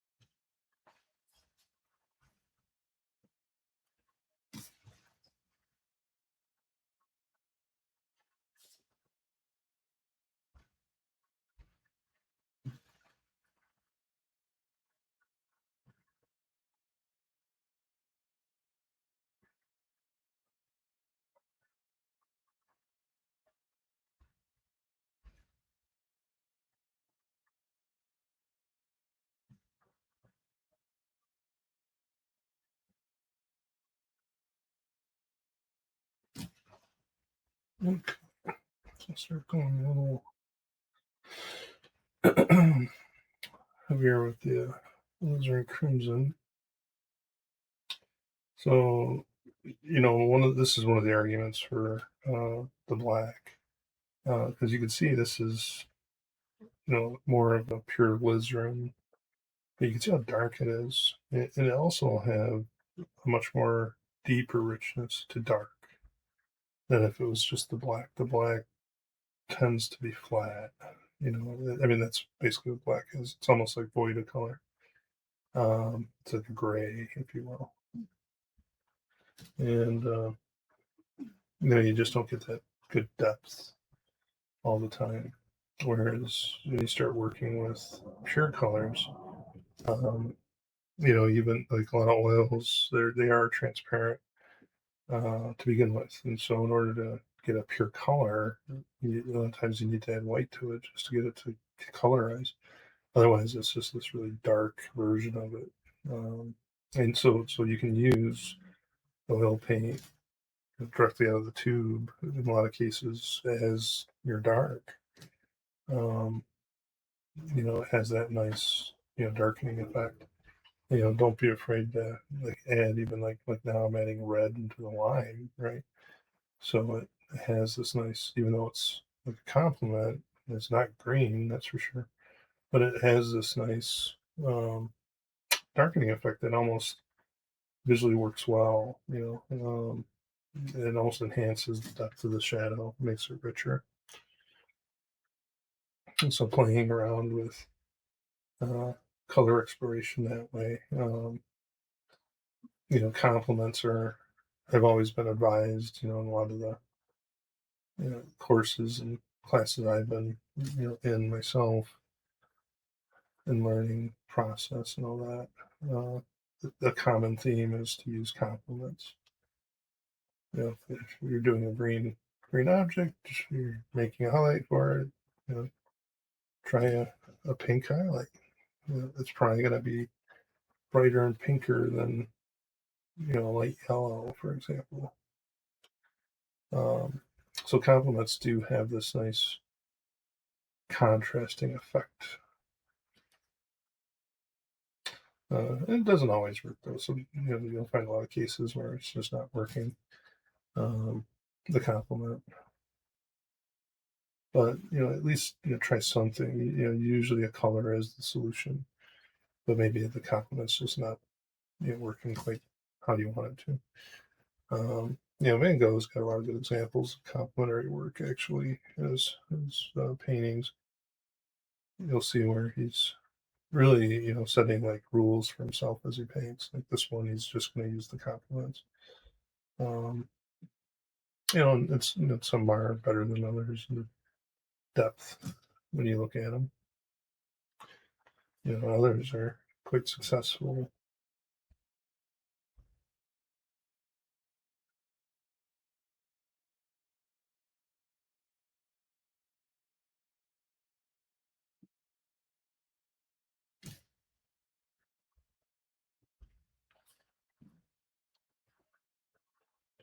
and try to resist that urge to solve all the problems in one pass.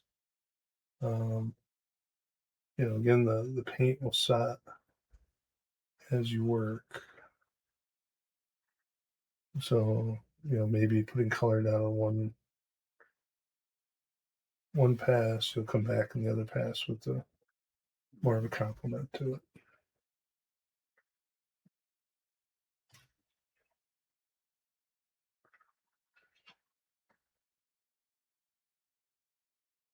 But the advantage to that is that the color sets a little bit.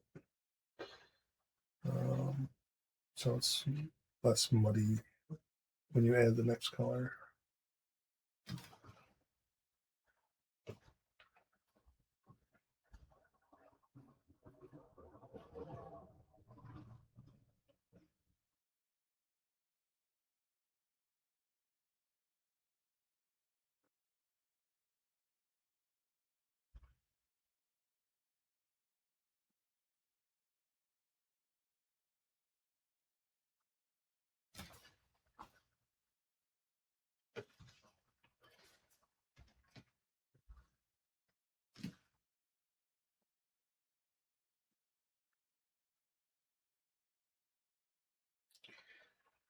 And I often use a stick when I paint here.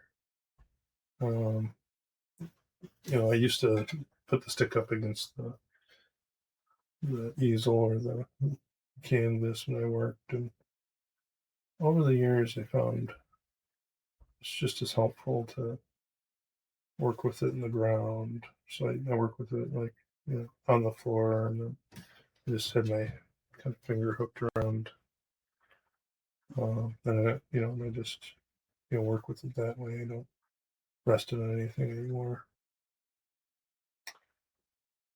But I do find working with a stick has a lot of advantages. So if you're not using any form of kind of pressure control, if you will, because what it does is not only does it stabilize your hand, so if you're one of the people that has like a shaky hand or something, um, that helps there. But what I find it helps really the most with is, you get like these sore shoulders after a while. Um, so it's, you'll paint for like an hour and then it's like your shoulders hurt and you can't paint anymore. So this takes that weight off, if you will. But it does stabilize, quite well. It does allow for more consistency. You don't have to strain yourself so much. And then it can act as a bridge too. And so that's really, I think, the original intention of it. Because you'll see the old artists working with it, the sticks. They put like a sock full of cotton at the end of it. And that's so they can place it right onto the painting while they work. Um, but it's so they can rest their hand when they work. Again, it's like a stabilizer. So I do, encourage you to look at those, but rather than actually buying one in an art store with like the sock on it, I forgot the actual name of it, but just get some dowel rod or quarter. I use quarter round. Quarter round has that nice curved side to it, so the dowel rod would work too. Much cheaper. There's a lot of stuff in the art store that costs too much unnecessarily.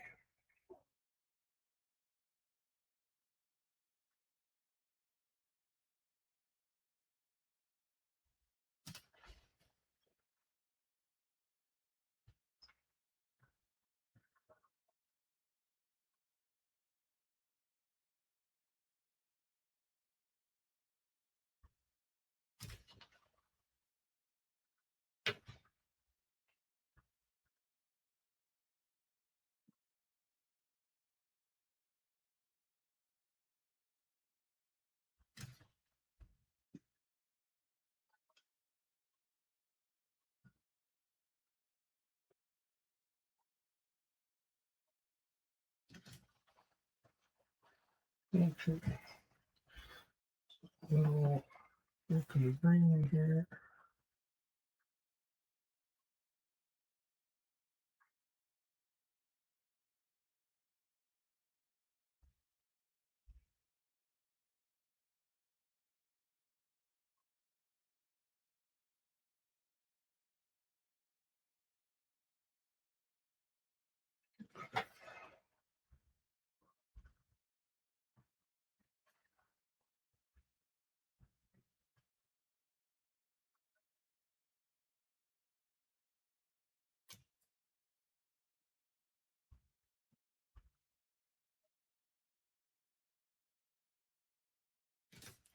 There we go. So that's what they though.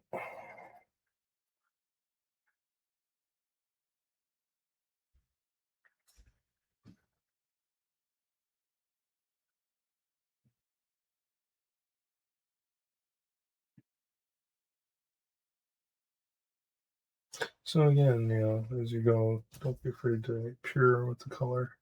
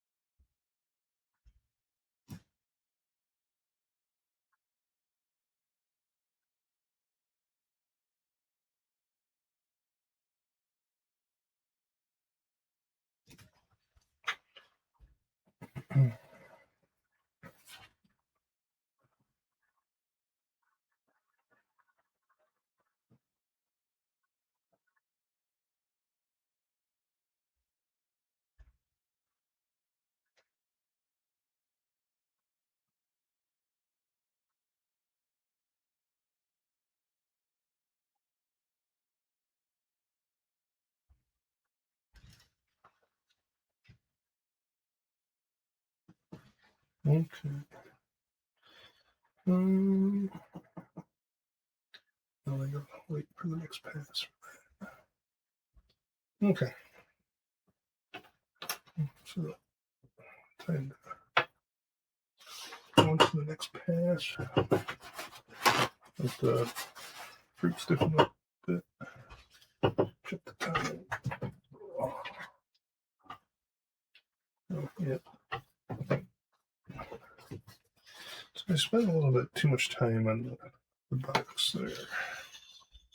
I wanted this to be a little quicker, but we'll see. See how this takes.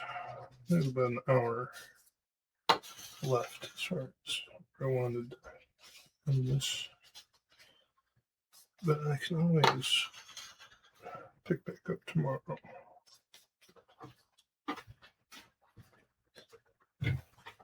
Everything will be still wet or tacky. And by the way, historically, a lot of the paintings that we see, like Monet and all that, they didn't do it in one setting. They revisited them. In a lot of cases, the paint's still wet the next day, so it's not like they're doing it one sitting. They're coming back the next day at the same time period, or they're still working it or letting it dry even, and then doing some more layers on top of that after it dries. So that is common practice. It's just doing the alla prima has its challenges that are rewarding in itself because of the time restraint.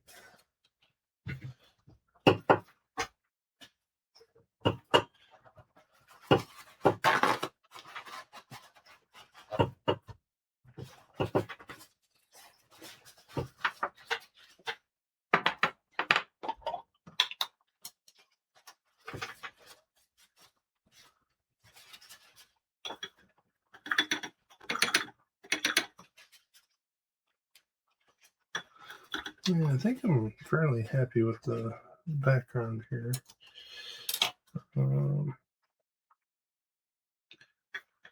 Just as it is, it's not glaring out at me, but it's not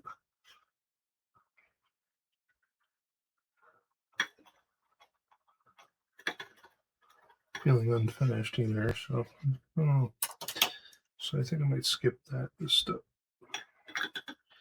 Just go right to the box.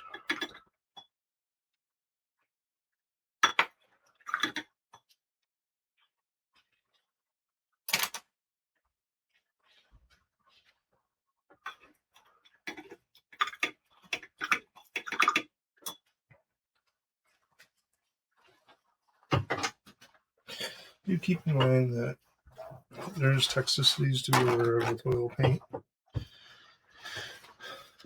I work a lot with lead white, not for this kind of painting, but for when I work with glazing and more traditional styles. That's a toxic. Cadmiums are toxic. I have those in my palette here. The red light, the yellows are both all cadmium. Cobalts, if you use those. Viridian is actually a toxin. Many parts of the world see titanium dioxide now as a toxin, even though we still have it in our food in America. We haven't banned it yet, I don't think. I do think they're moving towards that, though. So your M&Ms might look a little different. There's a lot of foods that use titanium white. But they banned it in Europe, California. They don't use it. As far as I know, so, okay. So now we're gonna, I guess, go right into the box here again. And a relatively small brush. I'm gonna start with the red light though. With these letters.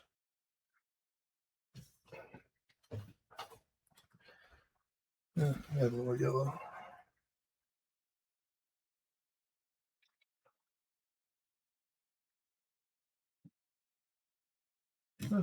Too much. There we go.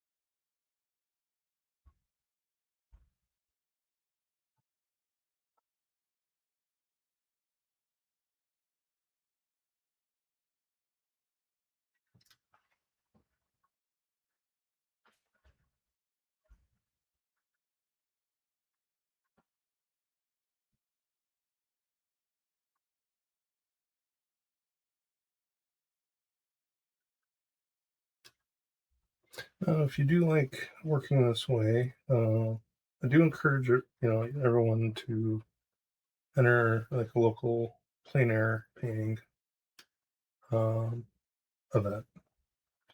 And I was going to say contest, so they are usually judged at the end, but it's really not about that, because you're always going to get the pro painters at those, and you'll have some guy that's just amazing and you're going to win all the money.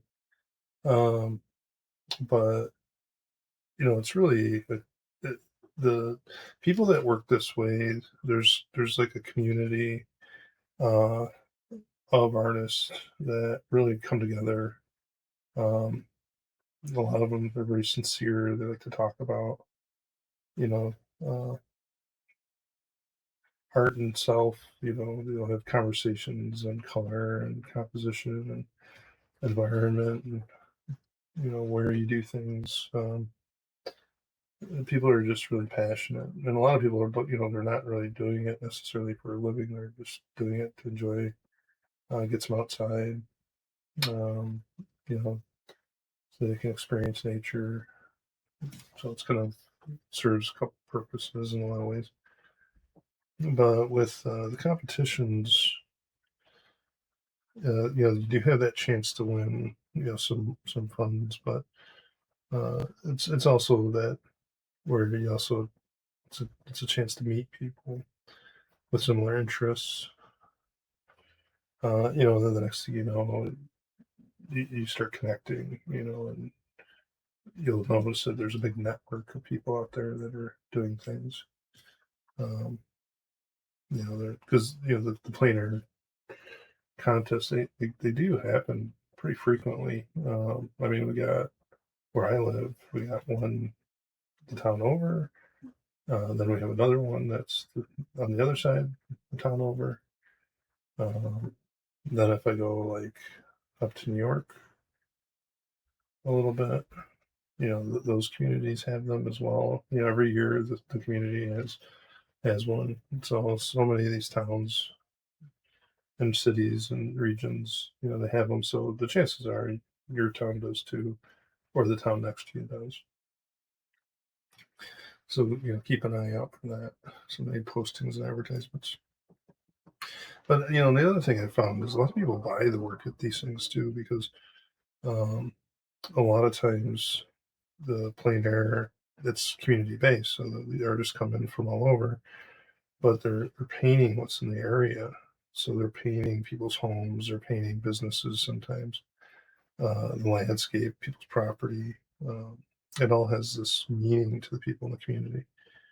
Um, so I do see a lot more sales at uh, competitions, plein air competitions, than I do at like normal exhibitions. So that's another kind of bonus. I'm gonna raise this London a little bit, using more of a blue now.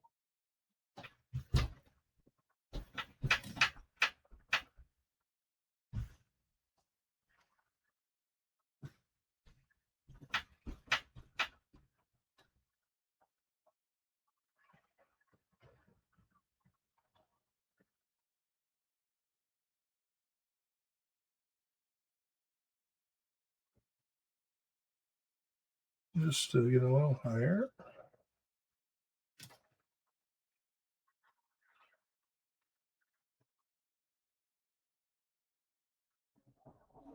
So the hopes is every time I do a pass on this, the letters get a little bit cleaner.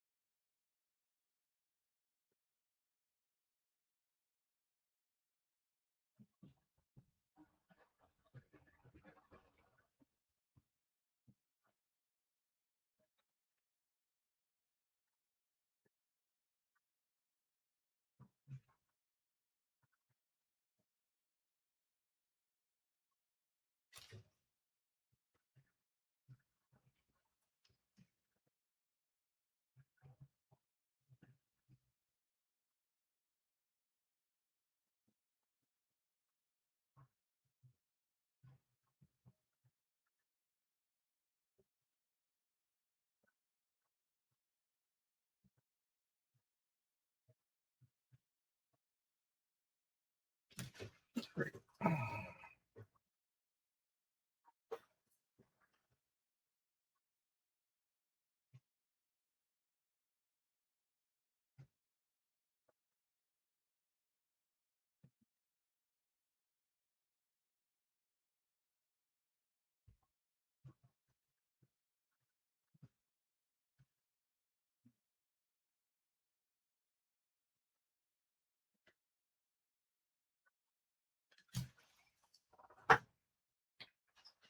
Okay.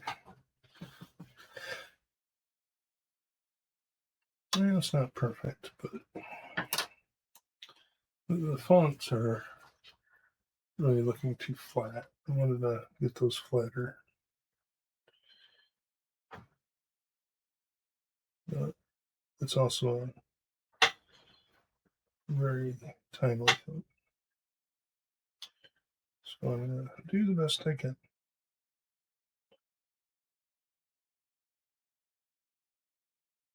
So again, the color of the wood is very fleshy on this box. On the outside, it's like I don't know if it's actual cherry wood, but it has a nice reddish tint to it.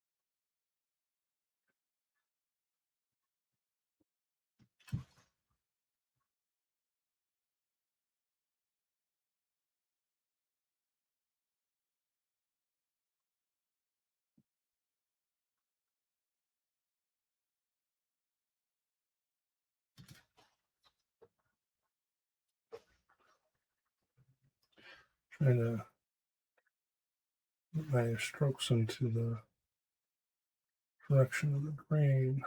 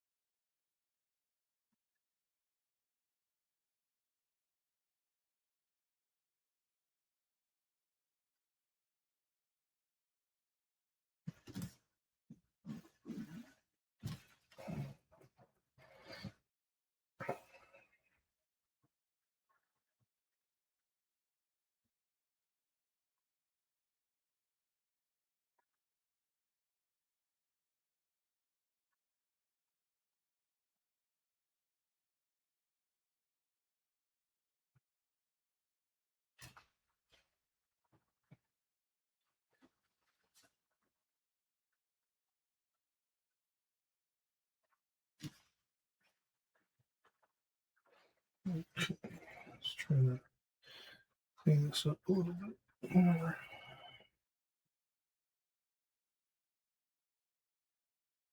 And some yellow or some white, yellow.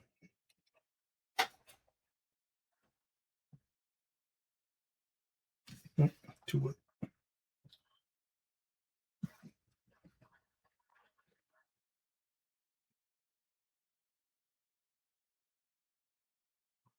Let's try that. Yeah, slowly.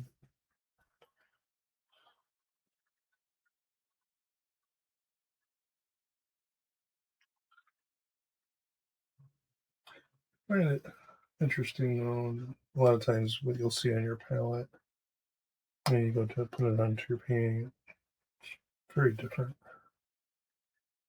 how it looks. And a lot of that's because of the optical mixing.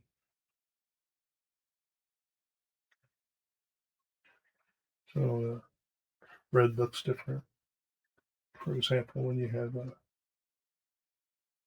put it over or next to a different color. So when you have it on your palette, you're seeing the color as it is, but when you lay that color down, as there's another color there, it looks different.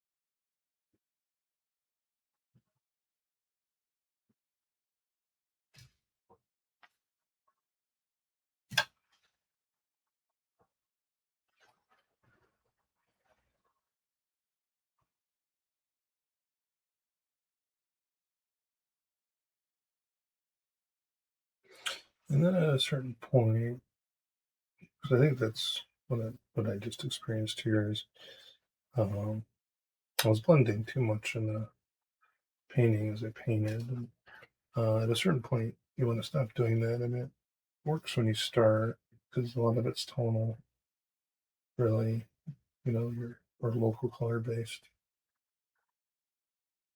But at a certain point, you want to start just putting the mark down, the color, and leave it alone. Don't agitate it. Don't mix it too much.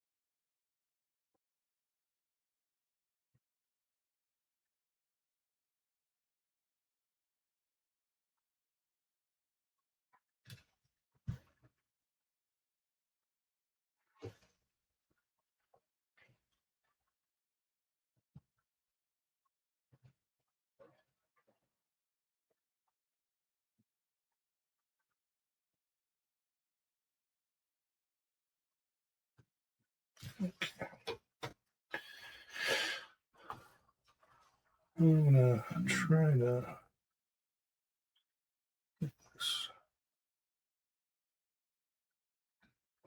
bit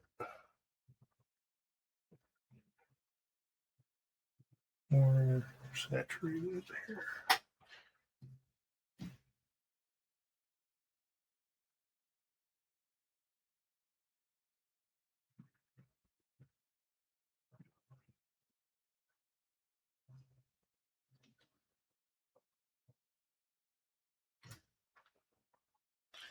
I may have to wait to the next pass.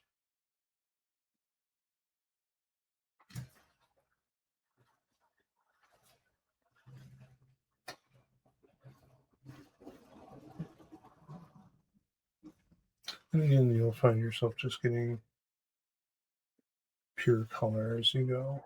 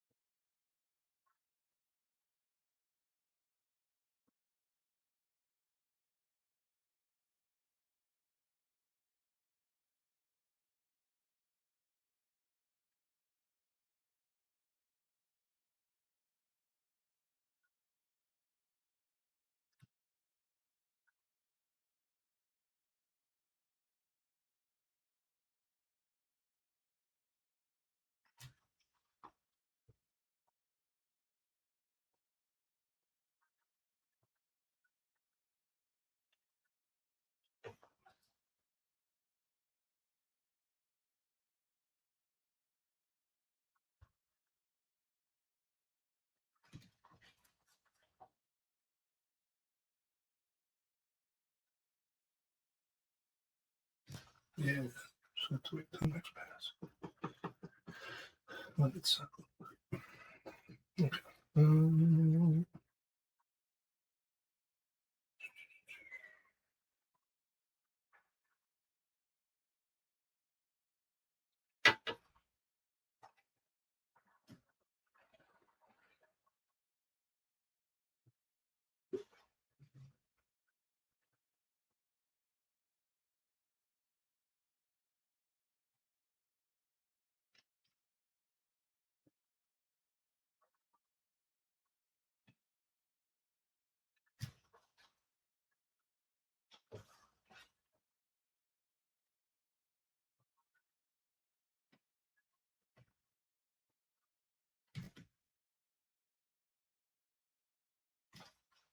Okay.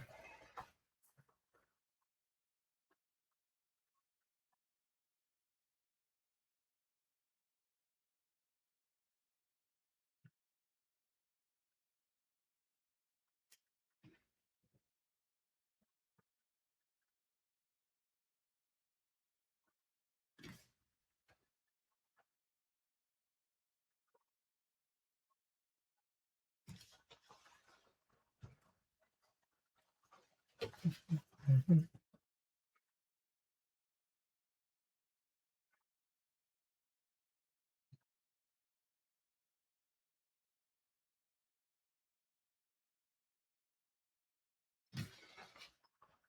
Okay. I'll do some shine work. And I'm going to use more of a pure purple alizarin and the ultramarine.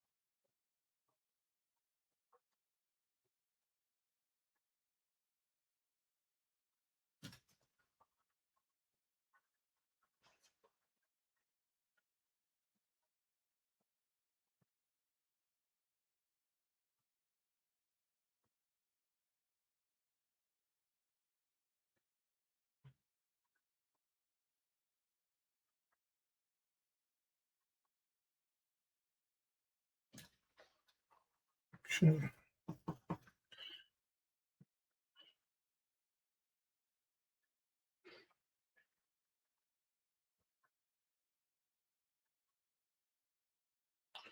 And it's a little yellow.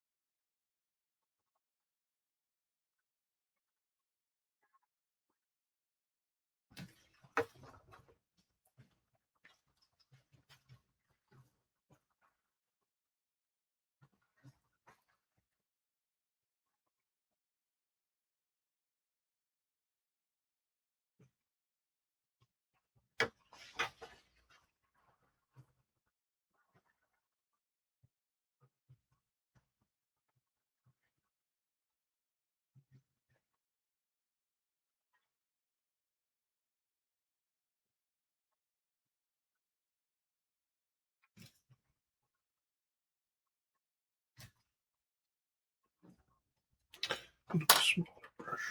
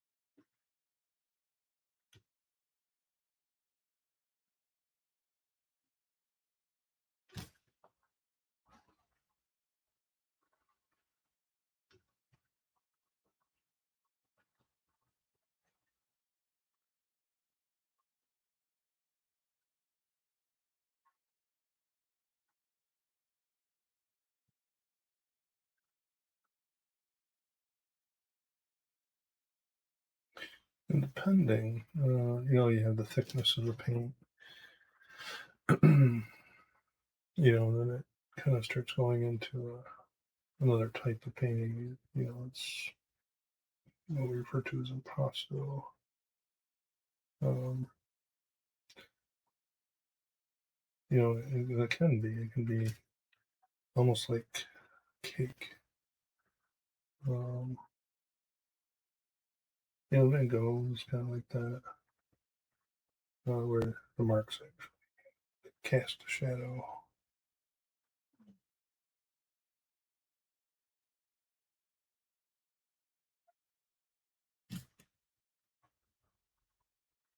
I like to think of it as working up to that. So you slowly build and build, and then at the end, you kind of dollop things on.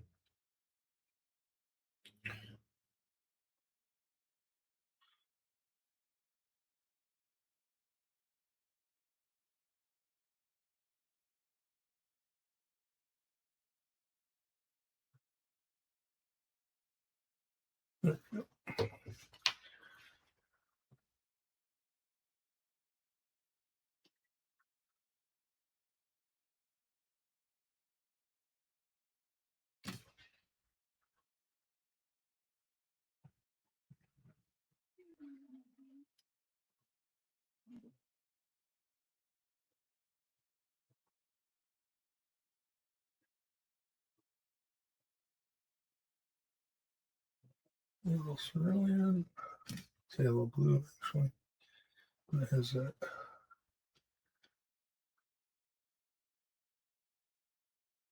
nice blue, turquoise.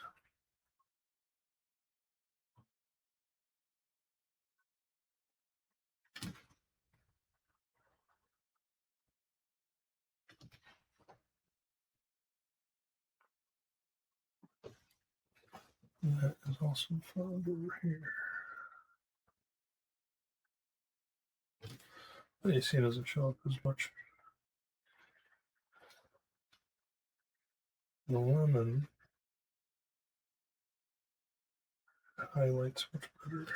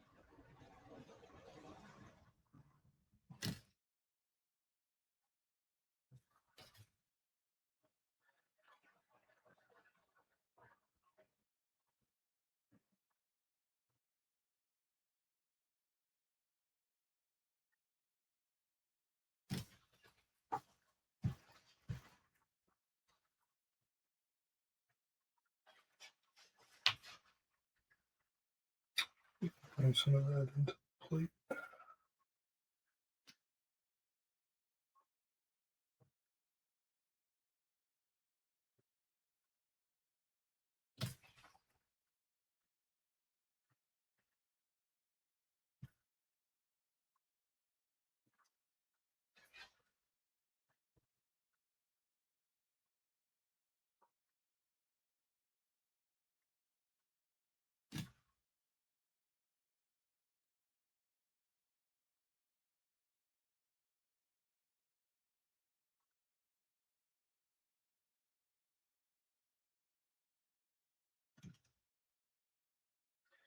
You can see how it pops a lot more now.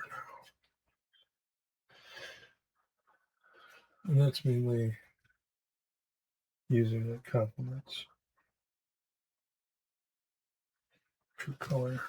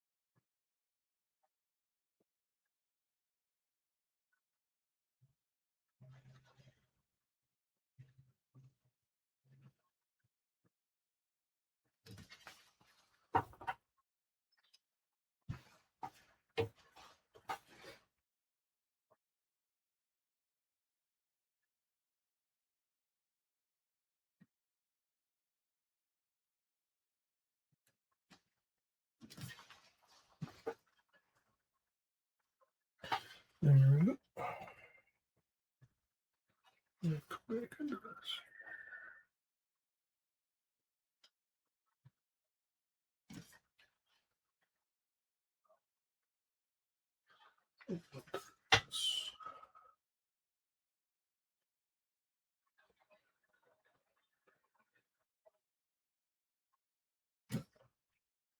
Okay.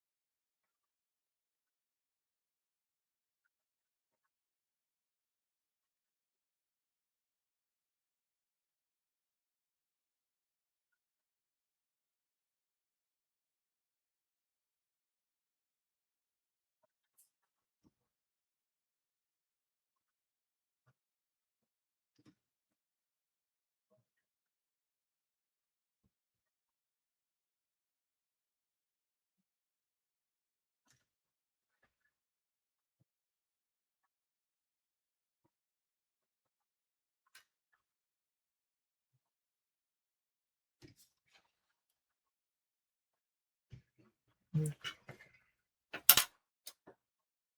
a little bit more of it.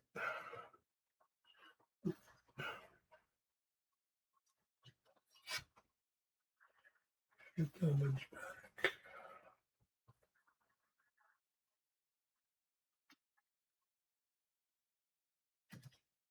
Okay.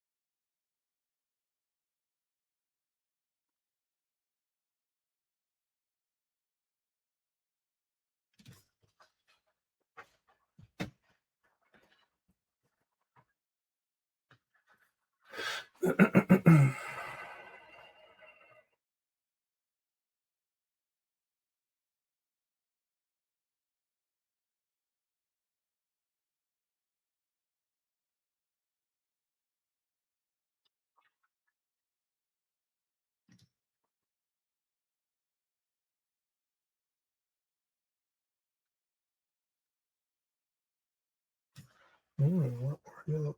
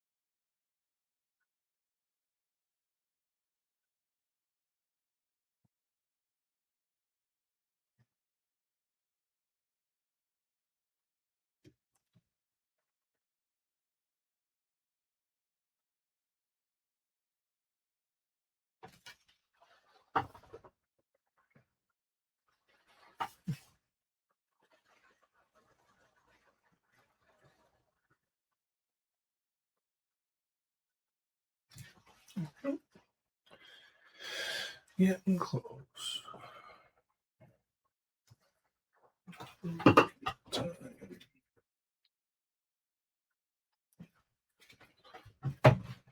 So I'm going to do the final marks here.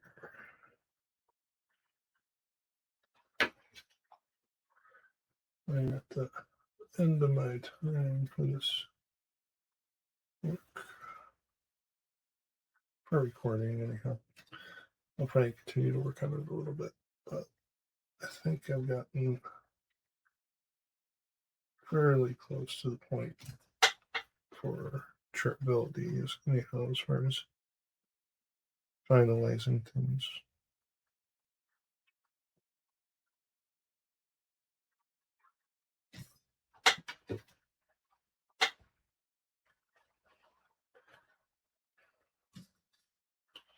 You want to do that.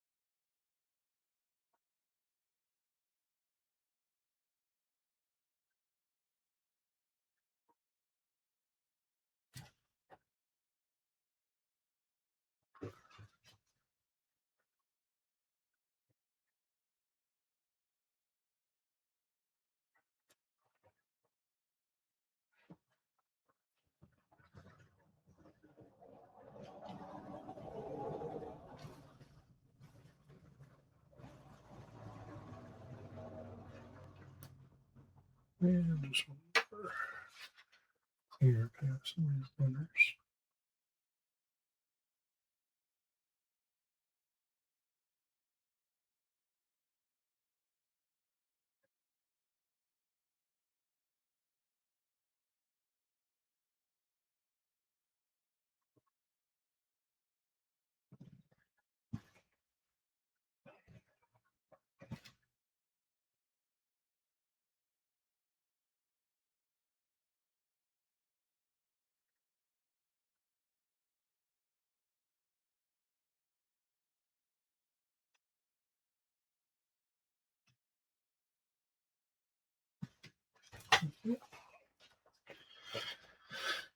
And some last minutes for the box.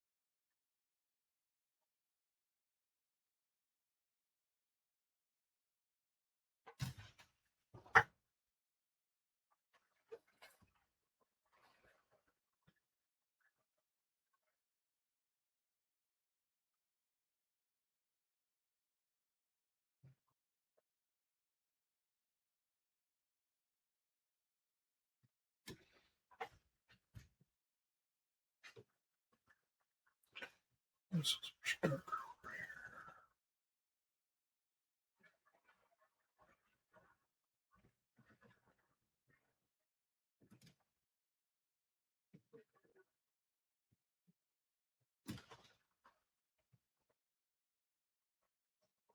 here. Okay.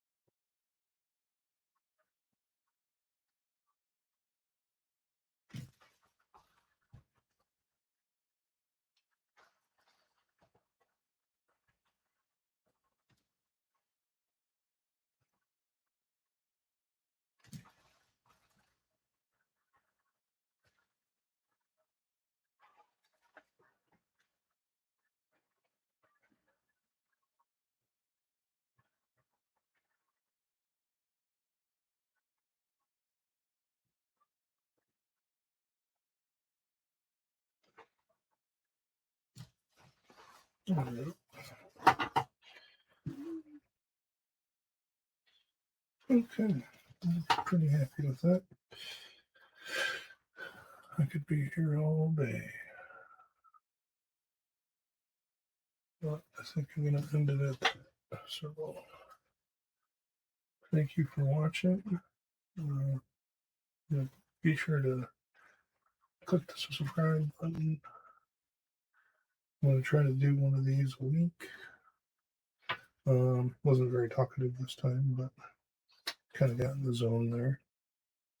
But hopefully, there's enough for you guys to appreciate. I do think I'm going to pop one more height here. Let me do that.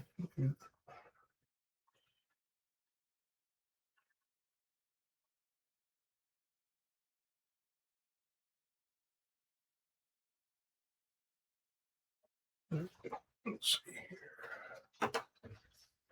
It's a little too blue.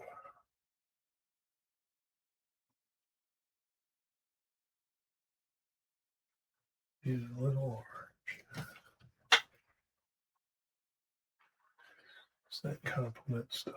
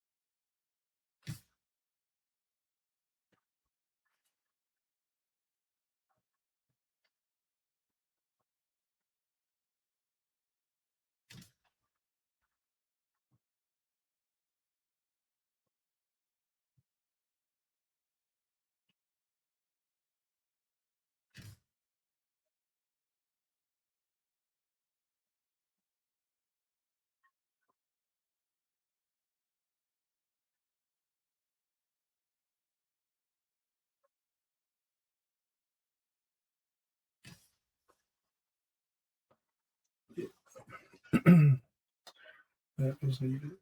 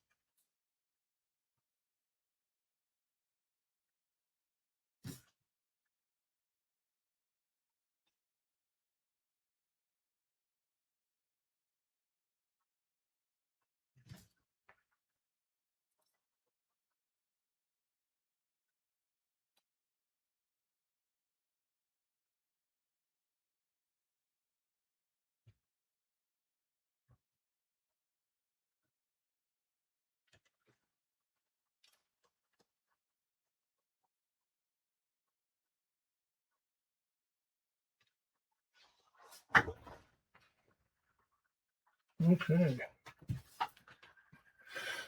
I'm going to leave it at that. Call it a wrap. But I may actually go back into this just about these highlights since this has gotten too much paint on it right now to take a light. It keeps just saying the same tone.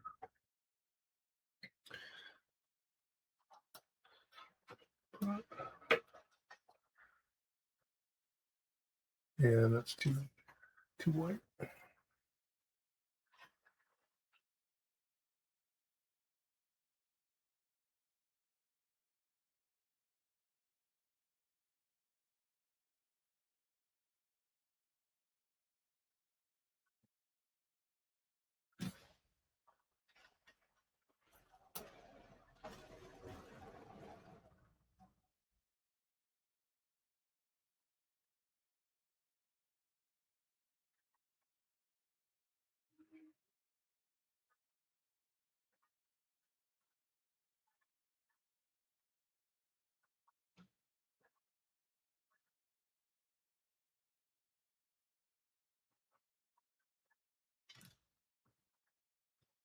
Oh, this is